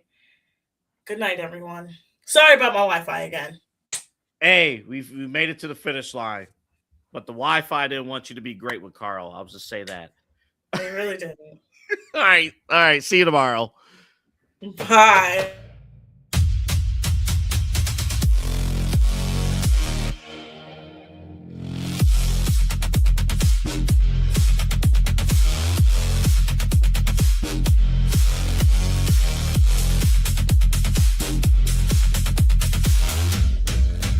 Key On Sports is the leader in Ohio high school athletic coverage in written, print, and video streaming. From the latest news and results and written content to the high school football game of the week every Friday, Key On Sports has you covered. The vision of 15-time published author Vince McKee has become the most trusted site in Ohio high school athletic news. From podcasts to player profiles, Key On Sports is your one-stop for all of it. Visit them today at keyonsports.com or on YouTube at Key On Sports. Check out their socials on Twitter and Facebook as well. Clean energy, bold flavors, and no jitters. See why people won't shut up about Dubby. Clean energy, no jitters or crash. Whether you're starting your workday or getting ready to exercise, Dubby Energy helps you lock in and focus. With over 15 flavors to choose from, you can't miss. Order Dubby Energy right now by using the QR code on your screen and use the promo code InsideEdge10 to receive 10% off your order. Dubby Energy, your energy-focused sponsor of the Inside Edge Network, Cleveland's digital leader. Discover our collection of body mists made with clean, minimal ingredients. Handcrafted with natural essential oils and clean ingredients, they offer a natural alternative to synthetic fragrances. Perfect for sensitive skin and those seeking clean, mindful self-care, and the perfect gift for you or your special someone. Courtesy of Alley Rose Fragrances. First-time customers, use that promo code InsideEdge20 to receive 20% off your order. AlleyRoseFragrances.com, a proud sponsor of the Inside Edge Network, Cleveland's digital leader. Whether searching for a baseball autographed by your favorite World Series slugger, a signed football by an iconic Hall of Famer, or the jersey of a world-famous soccer star, you've come to the right place. Here at sportsmemorabilia.com, the web's leading source of authentic sports memorabilia, you'll find more than 500,000 authentic products from nearly every professional sports league, team, and players. Not only will you find your next prized sports possession with ease thanks to superb customer service and tremendous site experience, you'll have the satisfaction and peace of mind that every product listed comes complete with a certificate of authenticity and is fully backed by the sportsmemorabilia.com lifetime authenticity guarantee. Go to sportsmemorabilia.com by using the QR code on your screen right now. Sportsmemorabilia.com, a proud sponsor of the Inside Edge Podcast Network, Cleveland's digital leader. Find us on InsideEdgeNetwork.com for the latest information on your favorite shows, personalities, and network partners. Plus, guess what? We have a merch shop. That's right, we have network polos, t-shirts, champion jackets, hats, and bottles. Rep the network. Every purchase supports independent sports and entertainment media. Use the QR code on your screen right now to check out InsideEdgeNetwork.com. That's InsideEdgeNetwork.com.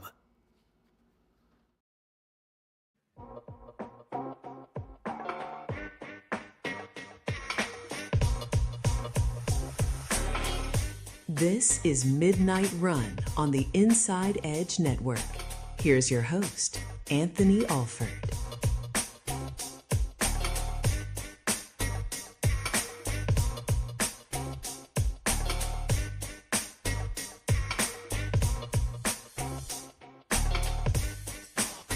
All right, welcome back, everybody. This is Midnight Run here on the Inside Edge Network, live in a living color. We are on YouTube.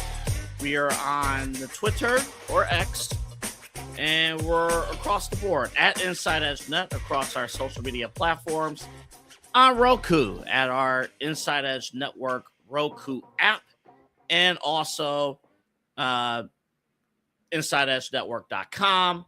That's where you can find us as well. My name's Anthony Alford. Great to have you with us again. My producer, host of Inside Edge Primetime, Eli Moon, is on vacation this week, getting some well-deserved rest. He is preparing for a big week coming up next week, which will be booked in by his concert music festival birthday celebration known as Moon Bash, coming up on Saturday, July 25th, from the Brothers Lounge, west side of Cleveland, West 117th in Detroit, right in that area, right on the border of Cleveland and Lakewood. So can't wait for that. We got some details about Moon Bash coming up, which he will share when he's back here on the network next week. But we are happy to have you with us. We have a ton of things to get to. We'll get to the Facebook. If you watched Unfiltered earlier today with Kyle Cordell, he got into my situation with Facebook, and it's a mess. But we'll talk about that coming up a little bit later on in the show. I want to start with something that I did not get to last week because I was off, and it was Donovan Mitchell. He a week ago signed a 4-year, $273 million max contract extension with the Cavaliers. The deal, this is according to ESPN, the deal the deal guarantees $273 million. It includes a full trade kicker and a player option worth roughly $76 million for the 2030 through the 2031 season. So basically, Donovan Mitchell is locked in through the age of 34. Now, multiple things can be true here. I'm going to get to the LeBron aspect of this here shortly. Multiple things can be true. Obviously, Donovan Mitchell is a huge community leader. Listen, I got to shut up from this standpoint. I thought the moment that Donovan Mitchell landed here in Cleveland, I was on guard. I'm like, he's going to New York City. He's only making Cleveland a pit stop before he heads to the Knicks or even Brooklyn, but his home, the Knicks. in the Mets jersey and everything like that. So I have to apologize for that because I thought he was on his way out the door right then and there. But obviously, 4-year max deal. From the financial benefits of the Cavs, it's better that he signed the max deal right now as opposed to a year from now. The great news, you don't have to wonder where your star is going to be. You don't have to wonder. So he's here. I applaud him for being here. I hope that he can take care of his body a little bit more. And that's the area that I kind of fear is when we get to April, we get to May. If he doesn't have, if he feels like he has to carry the load, I don't want a situation where I have to wonder where Donovan Mitchell is for certain games because his body's not holding up. And then we're not getting answers because the Cavs don't share with us. The Cavs are very mysterious when it comes to injury news. I'm not talking surface level injury news. I'm talking about like day to day. Oh, why is Donovan Mitchell limping? Oh, why is Darius Garland? Why is Darius Garland somebody who we thought was a day-to-day injury? He's still dealing with a toe injury. And it's been over a year. Obviously, it's a Clippers problem now, but he would be a Cavalier if it was strictly a day-to-day injury during the Miami Heat playoff series a year ago. But all kidding, with Donovan Mitchell, I am happy. He's a good dude. He's a great leader. He's somebody who you want in a locker room, in any locker room. You want Donovan Mitchell there. But this does solidify the Cavaliers as the Cleveland Guardians of basketball. A team that's always going to be good enough to be near the top of the standings, win games, make the fans proud of having them as a team, and then have a shot at an NBA Finals but fall short, and then we have to run it back. That's what this is. I still stand by that. I don't believe Donovan Mitchell as your top player can get you over the hump. I don't buy it. Again, and people got on my case. People got on my case yesterday. People got on my case yesterday because I said Deshaun Watson was going to start for the Cleveland Browns. I don't want my job here on this network and on this show. I forecast. I'm like a meteorologist. Your weatherman or weatherwoman, your meteorologist, they don't go on the air and say, boy, I hope it rains today. Unless it's like a 21-day drought and your yard needs water. But they don't go out and say, man, I hope we get 6 inches of snow today. It's their job to forecast what's going to happen. And it's my job, there are times I don't even like the commentary. I don't want Deshaun to see 2 seconds of the field. But we know how much the Browns invested into Deshaun Watson, and they're going to give it one last go-around. Deshaun Watson's body will break down because he has issues with his shoulders, and I think Shedeur Sanders will be finishing the season for the Cleveland Browns. I think as early as week 4. I think the Thursday night football game against Pittsburgh, that's where it will go. So, back to Donovan Mitchell.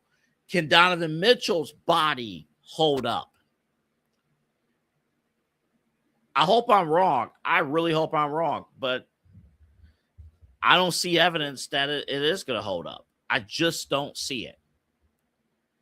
I think even though Donovan Mitchell, it's going to be 30 when the season starts, his body, I still question why James Harden had more playoff minutes.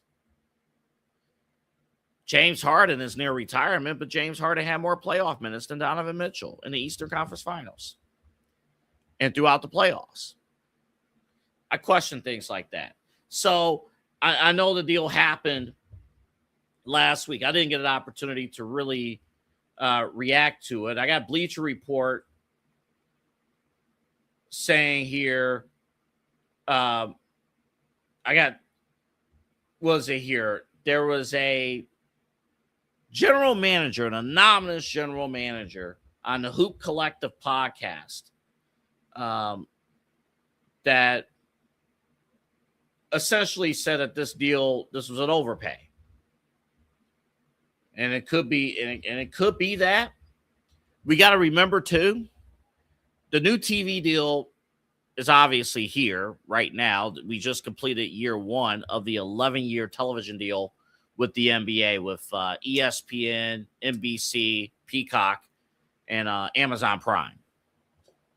So there is new money to be made here. But yes, it is nice that Donovan Mitchell is on the roster. It is. As just hopefully he takes care of himself. Now, the narrative that I don't like, what I've been hearing, and it's kind of, it goes back to what we talked about yesterday. This idea that LeBron coming here to Cleveland, this idea that he would only be coming back here for legacy, for a storybook ending, and that would be secondary to winning a title. This idea that going to Philadelphia means he's going for a ring.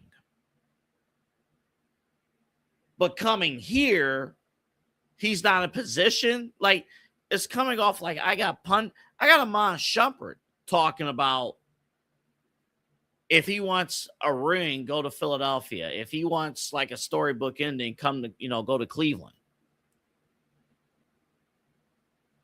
Wasn't Cleveland just in the Eastern Conference Finals? I don't know, a couple months ago? I don't know weren't we just doing Cavalier post-game shows every other day during the month of May? Like, we had stuff going on internally with the network. We couldn't get to it because every other night we were doing post-game shows for the Cavs. So, and I'm like, wait a minute. Is Philadelphia really a surefire destination for a championship? Are they that much ahead of Cleveland?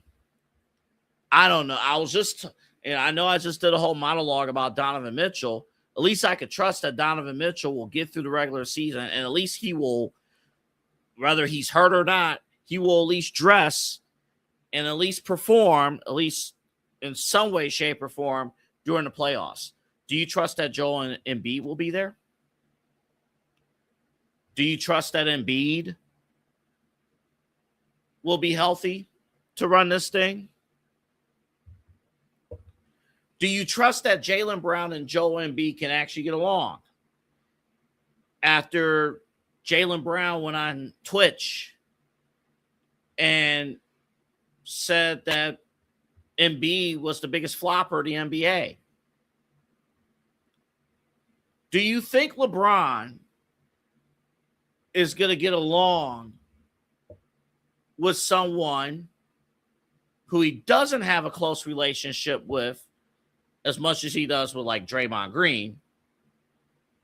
When things go wrong, you think he's going to be cool with Jaylen Brown going on social media and doing a talk show while things are happening? You think he'd be cool with that? I don't know about you guys. This whole narrative that Philadelphia is a surefire destination for a championship is absolutely bogus. And if you're putting money down on that, expect to lose your house. Just expect to lose your house. This whole notion that Philly is way ahead of Cleveland, they're not even way ahead. I could argue, and I'll say this wearing this. I could argue that the Cavaliers have just as much of a chance, if not more, to get to the finals with LeBron James than Philly. And that's just on the court stuff. That's just on the floor. We're not even talking about off the floor. Matter of fact, let me play this for you. This is from WIP out in Philadelphia. Spike Eystein, the host there. He used to actually be the program director of WFAN out of New York City. He had this to say if LeBron James came to Philadelphia. I'm hoping, LeBron, if you're listening, if you're thinking about Philadelphia at all, and you're thinking you're going to get some heroes welcome, I want you to know that there is one person who has a very loud voice that is not giving you a hero's welcome. That is, you don't think, you're like, I'm LeBron. Nobody holds me accountable. Everybody in the media kisses my ass. I'm LeBron. No, not here, bro. Not here, pal. Not here. You try to trade our young guys to get one of your old friends. You want the team to draft Shabazz Napier and then you leave. You want Russell Westbrook, whatever nonsense you want here. I'm calling you out. So understand, you are not getting a free ride if you come here. Well, that's for sure. No. No one here gets a free ride. No, absolutely not. Now, that's courtesy of WIP out in Philadelphia. Now, I ain't going to hold you. I would have said exactly the same thing. I'm not going to hold you. Obviously, LeBron knows what he wants. They're making decisions. And you got Fanatics Fest in New York City this upcoming weekend. He will be making podcast appearances. I believe on Thursday he's making a podcast appearance. Thursday could be a big day. But no, LeBron is just vibing. But he at least knows that Donovan Mitchell's here. I do believe, I've seen reports that LeBron, Donovan Mitchell, and even James Harden, whether he has a future here or not, reports are those three have been working together to possibly see what a Cavs team will look like potentially with those three. So the seeds are there. It's there. You know, we talked about this yesterday. National media, they don't want LeBron here in Cleveland because from a storyline standpoint, it ain't really there, right? LeBron is not necessarily saving Cleveland because LeBron gave little old Cleveland, Ohio, their little old title back in 2016. You got your title. You don't need another one. They much prefer going to Miami. Or going to Golden State. The whole AAU thing that Autumn and Chad talked about earlier. This is a whole AAU culture. They much prefer that. But the narrative now, Cleveland doesn't give you the best opportunity to win a championship, but somehow Philly does. You want to talk about personalities that may or may not mix, or the basketball fit may not mix here in Cleveland? The personality fits are not there in Philadelphia. No. The other report too, rumors. I'm just hitting this. I know some of this was news last week. Brandon Weems, who is in the front office here in Cleveland for the Cavaliers, LeBron, one of LeBron's best friends from St. Vincent, St. Mary. The rumor is if LeBron comes here to Cleveland, Brandon Weems will be named general manager of the Cavaliers. Remember, there is a open general manager position because Mike Gansey, who was the general manager, he is now with the Philadelphia 76ers. Kobe Altman, of course, the president of basketball operations with the Cavs. So we shall see what they decide to do, but I do find it interesting, the big piece. Donovan Mitchell, no matter how we feel about him as a player and whether or not his body can hold up or not, he will be here. You're not going into next season, and I thank Donovan Mitchell for getting this done and the Cavaliers.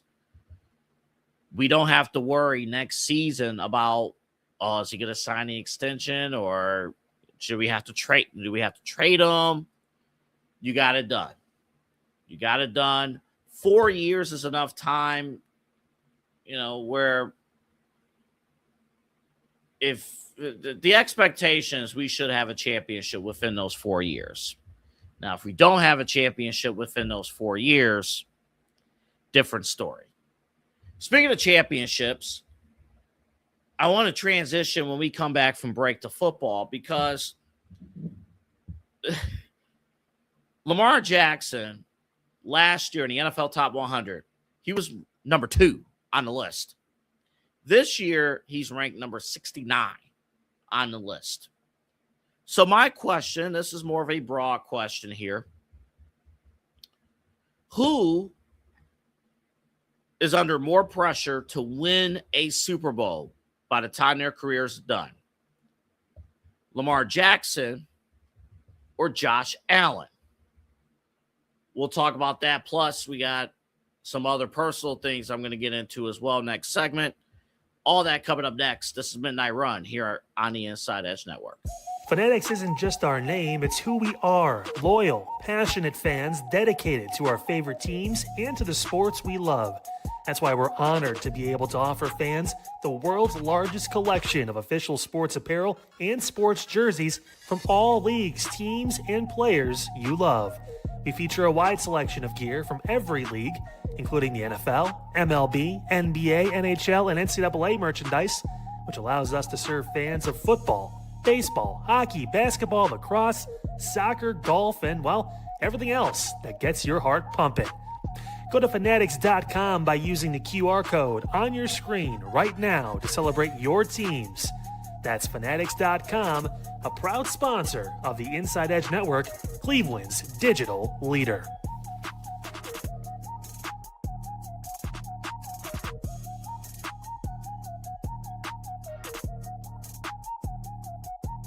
Small business owners are superheroes, but nowadays running your business means doing so inside your shop and on social media.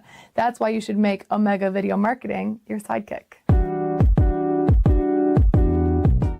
With a decade of content creation experience, I create dynamic, informative, and fun videos for your specific social needs that will increase brand awareness, get you more followers, and keep your social pages and websites current and fresh. I offer flexible pricing and turn times and will work with you to understand your brand and your story. All of that comes from the heart. My award-winning expertise is just the cherry on top. So let's get connected. After all, your brand is the alpha and my expertise is the omega. Discover our collection of handcrafted candles. That's right, every product is thoughtfully created in small batches free from harmful toxins for mindful everyday indulgence. Our candles are hand-poured in coconut soy wax with natural wood wicks, offering a long-lasting burn and rich fragrances. Create a cozy, safe ambiance for your home with candles from Alley Rose Fragrances. First-time customers use the promo code InsideEdge20 to receive 20% off your order. AlleyRoseFragrances.com, proud sponsor of the Inside Edge Podcast Network. Mosser Moments Photography is a husband and wife wedding photography team based in Cleveland, owned and operated by Inside Edge Network's very own Ryan Mosser and his wife Hallie. For the past 10 years, they've captured more than 100 weddings across Northeast Ohio and beyond, always working together as a true two-person team. Their style centers on authentic, emotional storytelling, documenting the real moments between two people in love and creating images that feel natural, comfortable, and true to the couple. Rooted in Northern Ohio but inspired by their travels, Ryan and Hallie bring a warm, personal approach to every wedding day. Their work blends experience, consistency, and a genuine passion for helping couples relive their best day through timeless photography. Learn more at MosserMomentsPhotography.com by using the QR code on your screen right now. MosserMomentsPhotography.com, a proud sponsor of the Inside Edge Network, Cleveland's digital leader. All right, so I have to bring this up here. Anthony Alfred back here with you, Midnight Run, here on the Inside Edge Network. So I want to thank Chad Bryan and TK Dandridge of Illegal Formation, because after Monday's show, and you could catch their show Monday night, 7 to 8 o'clock right here on the Inside Edge Network. They do a great job. They've been breaking down divisional previews. They got a couple more. They got a couple more to go, or one to go, and then the AFC North after. And then we're in the training camp. But Chad snuck in a comment and just got my mind just moving. I don't think he definitively meant to say this, but there are questions if Josh Allen does not win a Super Bowl by the conclusion of his career, that he would have not lived up to expectations. Maybe a failure is a strong word, very strong, unfair word to use, but not living up to expectations, certainly, right? Certainly. And I think Josh Allen and Lamar Jackson are kind of in the same category, although different sides of the spectrum, right? So ESPN had a top 10 list, top 10 NFL quarterback list, executives, things like that. Josh Allen's at the very top of that list. Our own Kyle Cornell, he had a list. Josh Allen's near the top of that. Lamar Jackson is not on certain people's top 10 list.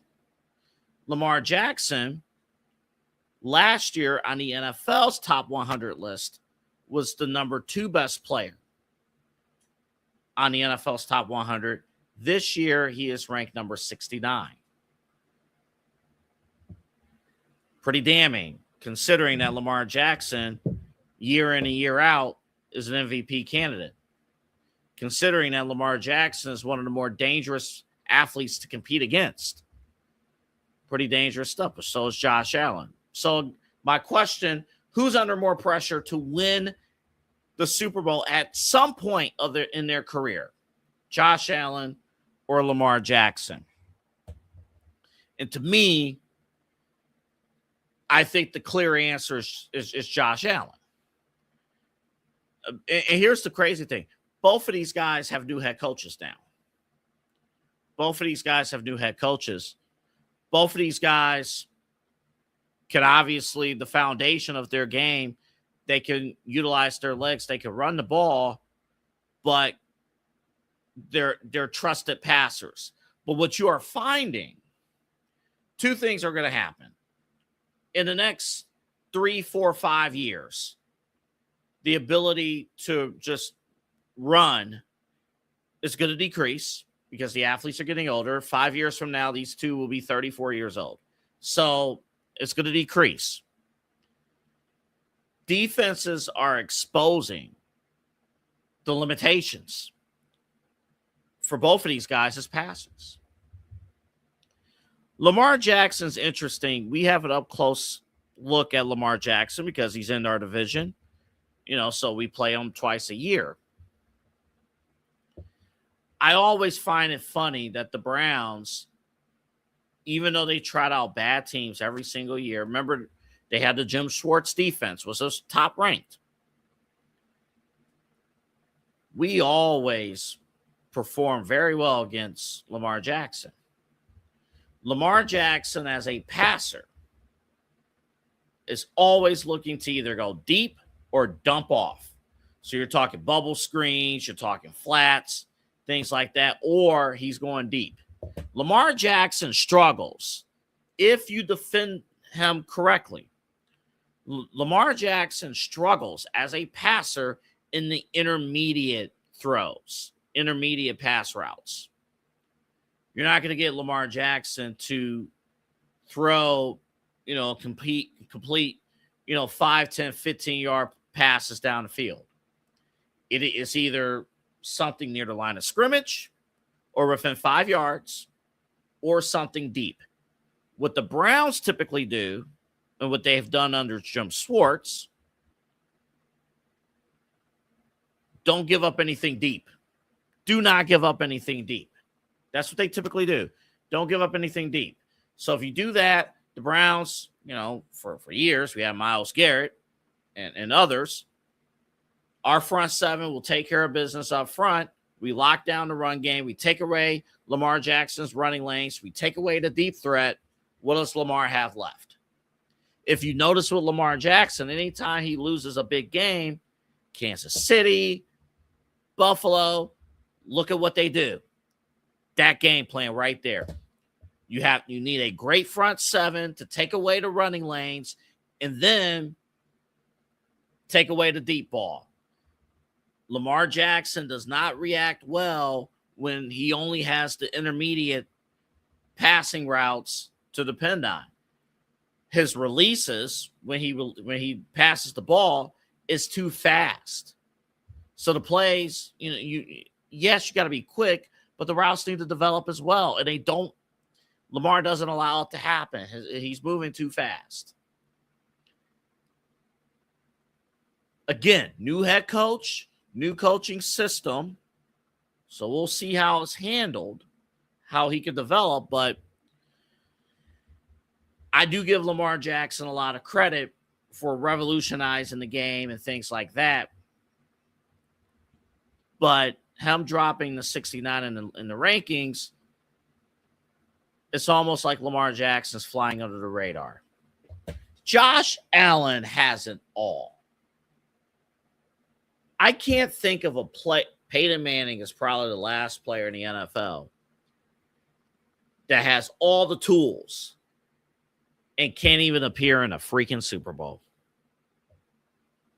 And they finally switched out Sean McDermott.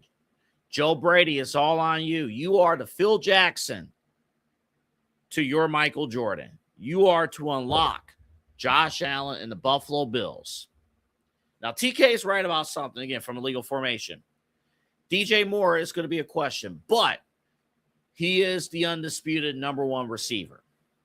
And I would like for Buffalo to throw the ball a little bit more.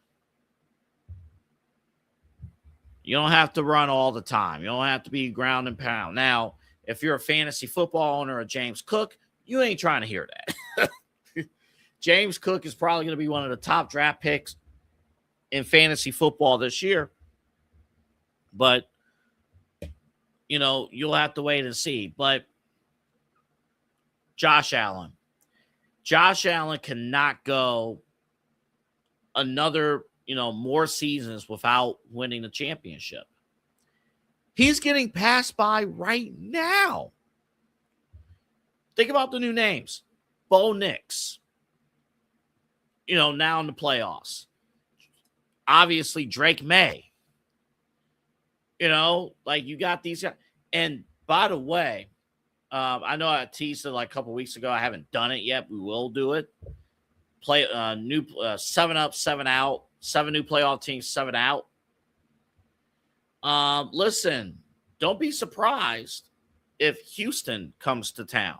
I know they had a bad exit last year in the playoffs on the road. CJ Stroud didn't look good, but his wideout's going to be healthy. Let's see about Tank Dell. If Tank Dell is healthy for the Houston Texans, I think that's a game changer, especially in the second half of the season. That's a game changer if Tank Dell's healthy. So that's something to keep in mind. And the AFC is going to keep going. And here is the other thing. 2027, you're going to have a ton of brand new quarterbacks entering the fold. You got to get a move on. Joe Brady, God bless you. You're only there for one reason. Bring that Super Bowl title to Buffalo. Bring it to Western New York. They got a new stadium. You got to bring it home. If you fail to bring it home, you failed at your job. They wanted to keep Sean McDermott. They had peace with Sean McDermott. But it just didn't happen. It just didn't happen. So, Joe Brady, good luck. Good luck with that. All right. I got to share this with you guys real quick. So, earlier today, I opened up Facebook. I opened up my personal account. And it wouldn't open. And when I finally opened it, it went to your page is suspended. You have 180 days to appeal you have violated terms and conditions. Now I'm sitting here, I'm like, how have I violated terms and conditions? They don't have an answer. They don't have a response. They have no idea how I violated terms and conditions. So I appeal, and then they said, oh, you can't advertise on this page. Again, when did I advertise on the page? We don't have proof. They're going to look into it. And I did not realize the countless stories of people who have lost their Facebook accounts out of the blue for whatever reason, and it's meta accounts. Now, I'm going to be honest. I'm going to be honest. On a surface level, we need to depend less on social media anyway. Okay, cool. I understand that. And as the day went on, because this happened earlier this morning, as the day went on, I was thinking to myself, okay, I can go through a day without Facebook. Maybe I can go through straight up without Facebook and just handle business. Social media has become a crutch. It's amazing. Let's see, it's July 15th, 2026. July 15th, 2006, I started my MySpace page, and we were on MySpace for 30 minutes a day. And all we were doing is customizing the pages and doing this and doing that, whatever. And that was it. But here's why, I'm thinking about this because, again, my grandma passed away last week. And then several years before that, my father passed. Like 9 years ago, my dad passed away. And I had these conversations with my mom and with family and things like, and my brother. What was great about my grandma's celebration of life ceremony, and again, shout out to Harvard Missionary Baptist Church on East 93rd in Cleveland. They did a great job. Great job. That was her church. Did a great job. There were a ton of pictures. And part of that, a lot of it were physical pictures. My mom and my dad, they always kept a physical scrapbook with physical pictures. So they never go away as long as you don't lose the book. They never go away. Boom, your pictures are there. It's set. It's family memories. Every picture takes you back to a time. We always think back how life was at the time, what music we was listening to at that time, things like that. It takes you back to a time. We are so dependent on social media that we don't even realize every picture we put up, every status that we put up, every friend that we connect with on these social media platforms. When a company like Facebook, which is now dependent a lot on AI to detect certain things very vaguely, if they come to you and say your page is gone, it's gone. That's it. Finished. Wiped out. And that part sucks. And it's without a trace. It's without warning. It's just gone. Because you could have an account. I've seen people who had accounts for 17, 18, 20 years. And they wake up one morning and their page is gone. It's not even about the social media part of it, right? Let me get on my phone, social media. It's not even about that. It's, for me, the fact that if this page, I have it on appeals, it's going through the appeals process. But if it doesn't get appealed, all right, say I start a new account. I can't add my grandma as a friend because she's gone. And 9 years ago, when this happened, for a different reason, I lost my page suddenly 2 weeks after my father passed. And for the last decade, I could not add my dad as a friend on social media because he had already passed. And I get it. It's social media. It is what it is. And we handle it as such. And again, sometimes we're too much dependent on social media. But that shit hurts. That hurts. To not be able to add your loved ones because they've already passed on. Without a trace, without a warning. I have high school photos and early college photos that are in the cloud that'll never see the light of day because it's gone. Because the first Facebook account was taken away. And that was the only place I took the photos. And it's gone. I have no early college photos, unless I have friends who has photos. But none. I have none of that. No high school photos other than graduation because I have family who took it. And again, we're so dependent on some of these other pages. What happens is social media and the stories I've been hearing is like, well, what happens if they connect with your Instagram because they're owned by the same company and they just take that away? I think the moral of the story is that we have to talk to people face to face more. I will freely admit I am terrible with keeping up with family. Terrible. I'm not talking immediate family. I'm talking extended family. I am terrible with keeping up with extended family. We get so wrapped up in day-to-day work, life, and business, and things of sort, all of this. We get so wrapped up into this, and I apologize, because typically I don't go this deep, this heavy, this late at night. I don't want to hit this with you guys, but we're together. This is our time. This is our time to discuss this. Sometimes we get so wrapped up. I remember I graduated from Maple in 2010, and I was at BG for 5 years.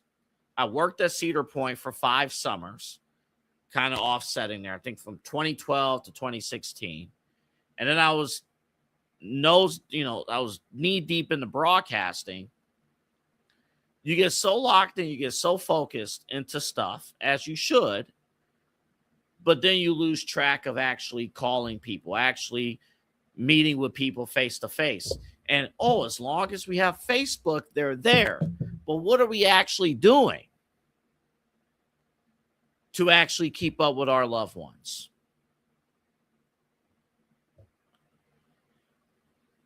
So it's a smack in the face of, and again, I don't know. And honestly, if I had to run a bet, I don't think I'm getting my Facebook account back. I don't think it's going to happen because of some vague reason.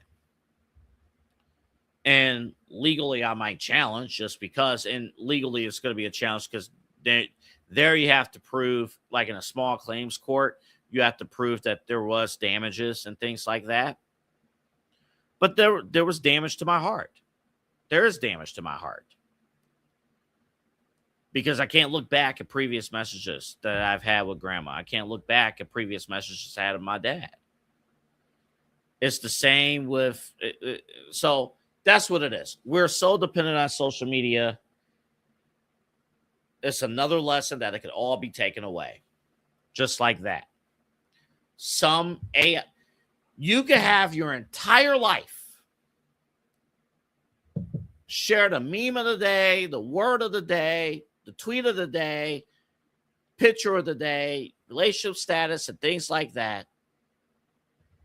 And some AI bot can come along and take it all away just like that.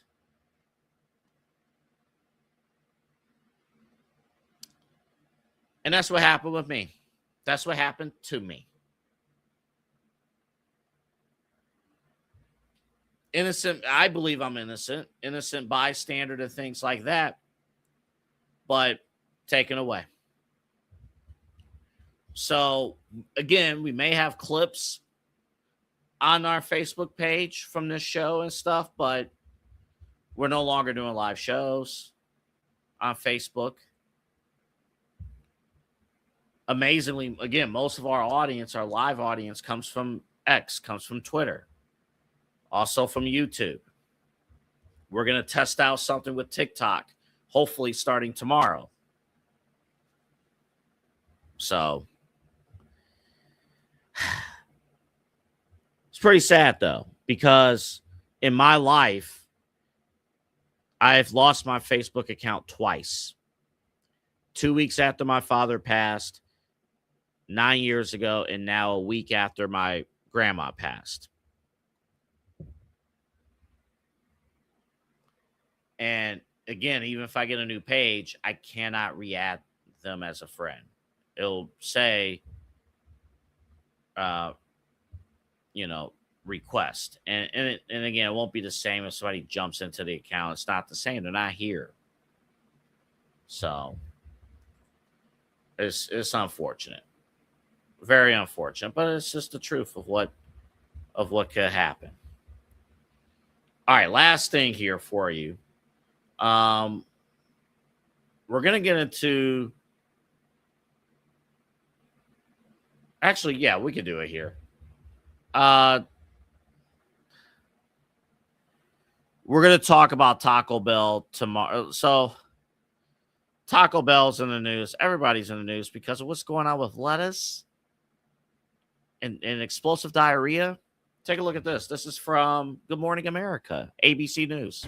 Surging in Michigan, surging here in New York. Yep. What is behind this sudden increase? Probably a variety of factors, Michael. When you look at the evidence, one factor is that this is likely being shipped from an area that's endemic with this parasite. The warmer temperatures allow it to survive on that transport, and that lands on our dinner tables. Right now, Michigan, as you said, their numbers are 50 times their annual typical rate, and they've conducted over 1,000 interviews. But you can imagine the incubation period for this infection is about 2 weeks. That can make these interviews very difficult because remembering what you had for dinner or breakfast or even lunch the day before is difficult, let alone the week before.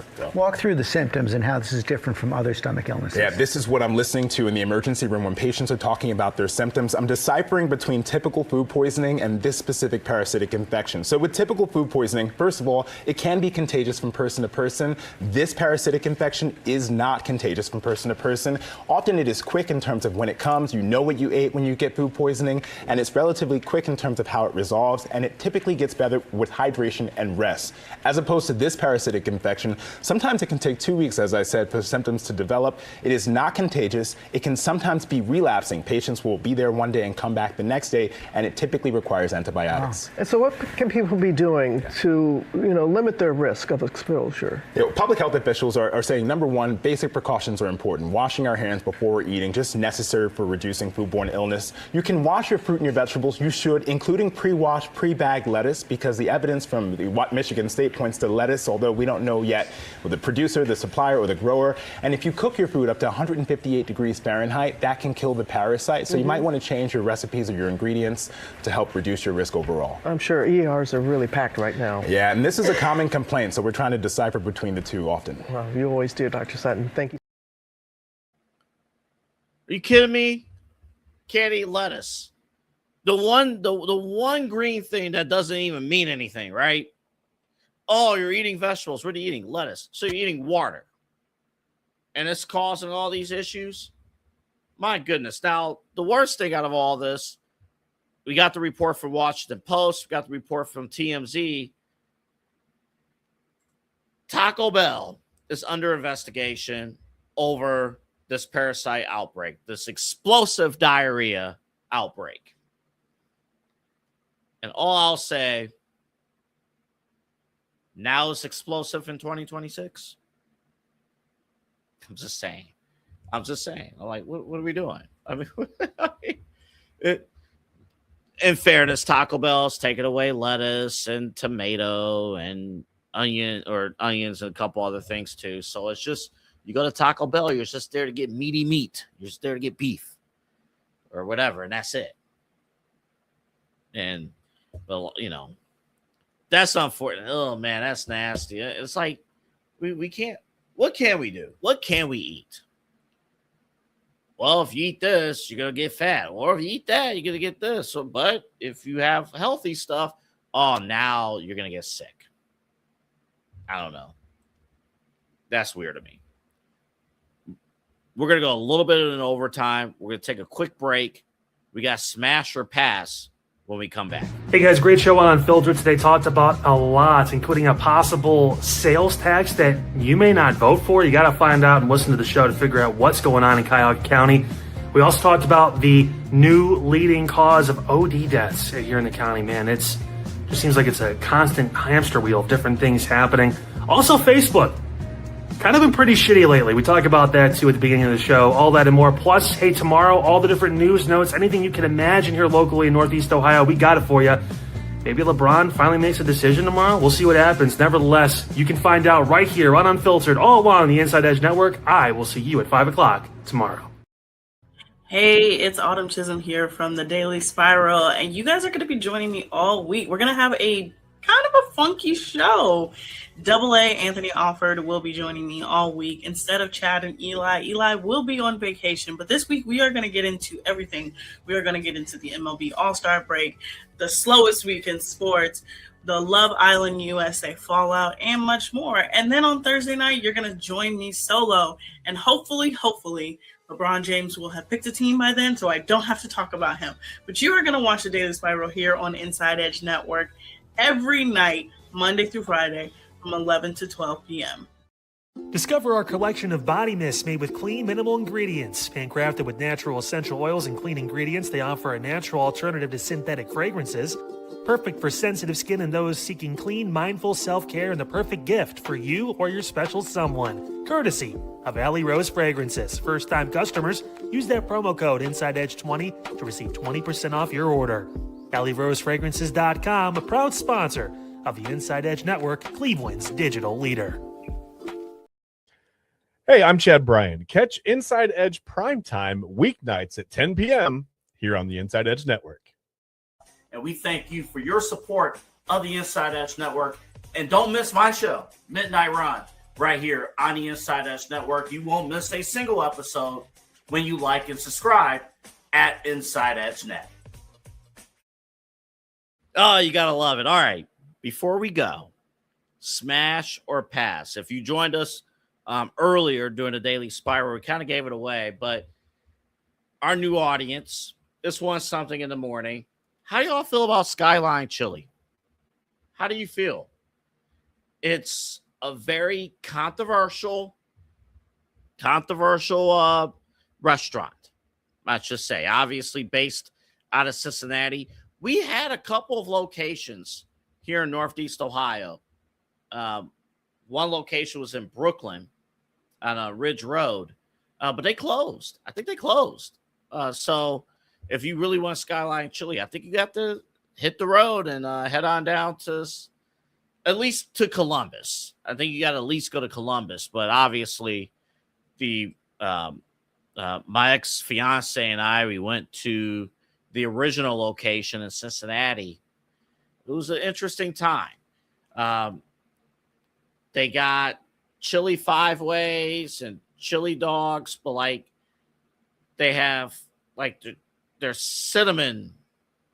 It's an interesting taste. So in today's edition of Smash or Pass, we take a look at Skyline Chili.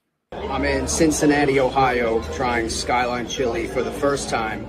Here it is in all its glory. It looks iconic, for better or worse. This is the 5-way: spaghetti, chili, a mountain of cheese, onions, beans. And this is the cheese coney. Allegedly, under the cheese and chili and mustard and onions, there is a hot dog. I took a lactate pill, but I think I'm going to need some prayers more than anything, to be honest. And I have oyster crackers, I have hot sauce. I don't know exactly what the protocol is. I do know that the twirl method is highly, highly frowned upon, and that you have to cut it like a pie. I don't know how I'm supposed to do that with this overflowing bowl, but whatever. And as far as adding the oyster crackers and hot sauce, seems unnecessary, but we're way past the point of what's reasonable. Cincinnati is a lawless town.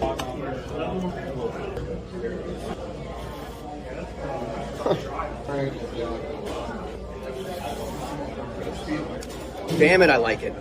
Their chili is a sweeter chili. You can definitely taste the cinnamon and the warm spices. This cut method is ridiculous.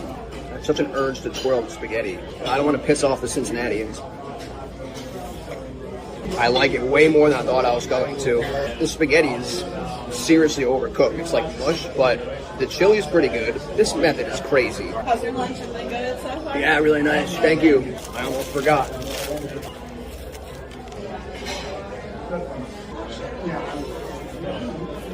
That works. I like the hot sauce. Time for the cheese coney. Proof. There is a hot dog. Structurally, this is about to be a disaster, but I don't hate this either. I actually prefer the 5-way to the cheese coney. Both painfully difficult to eat, but it's not bad. My official stance, I am in on Skyline Chili.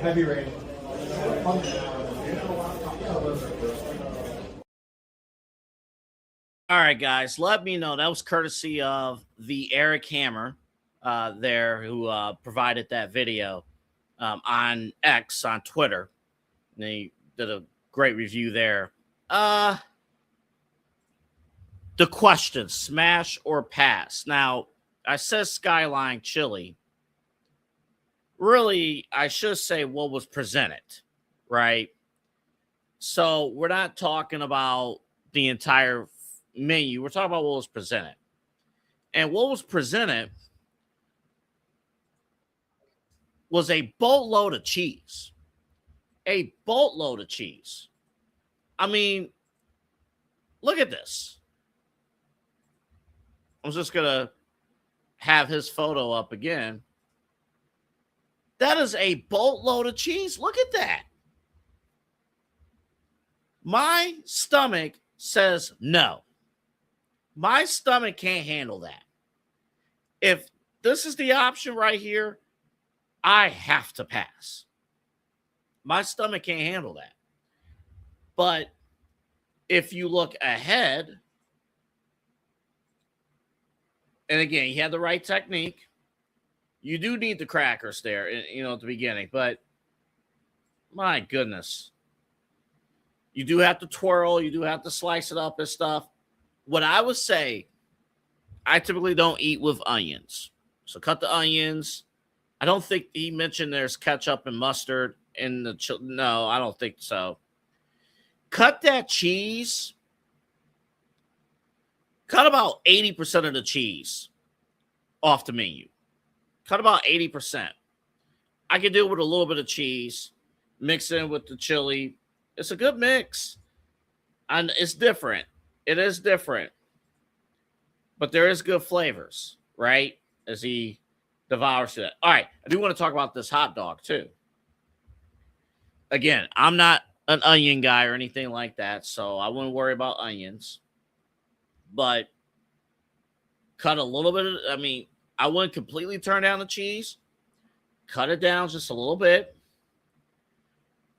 Like, you don't have to overkill the chili cheese dog. You don't have to overkill it. Just give me a little bit of dog right there. You got dog. You got the chili. Cut this cheese like right there in half. Cut it just right there in the half. And you'll be in good shape. Eric likes it. Devours the rest of it. Or tries to. Now, my question, with how big this plate was, this bowl, is he eating all this? Are you eating all this? This is a plate full itself. This is how it started. All this cheese ended up in there. That's crazy work. That is crazy work. And again, courtesy of Eric there. So I'm going to have to, for what was presented, I'm going to have to pass. But That's okay. I would still go to Skyline. What I would not do, do not. So they had, I think, Skyline chili lunches or whatever from at our college at BG.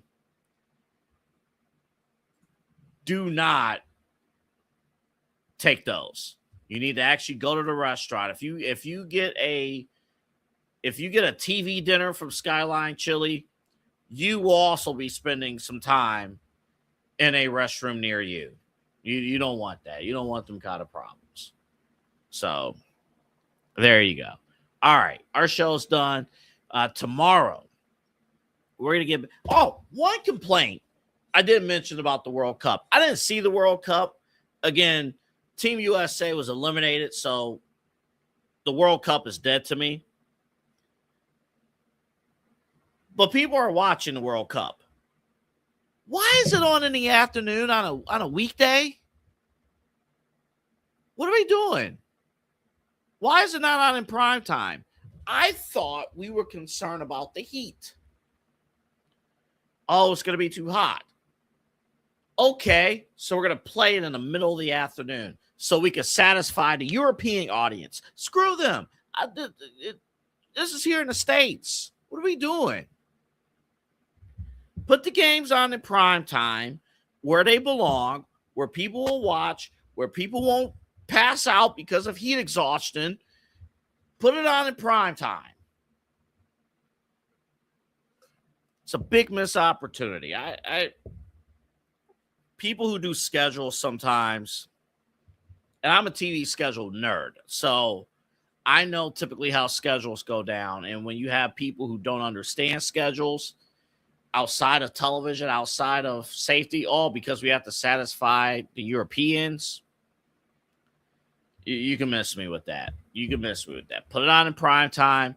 If they really love the World Cup, they'll stay up and watch. Just like how we have to get up early in the morning to watch games when it's in a different time zone. We got to do this or that. So, I don't know. That bothers me. That really does.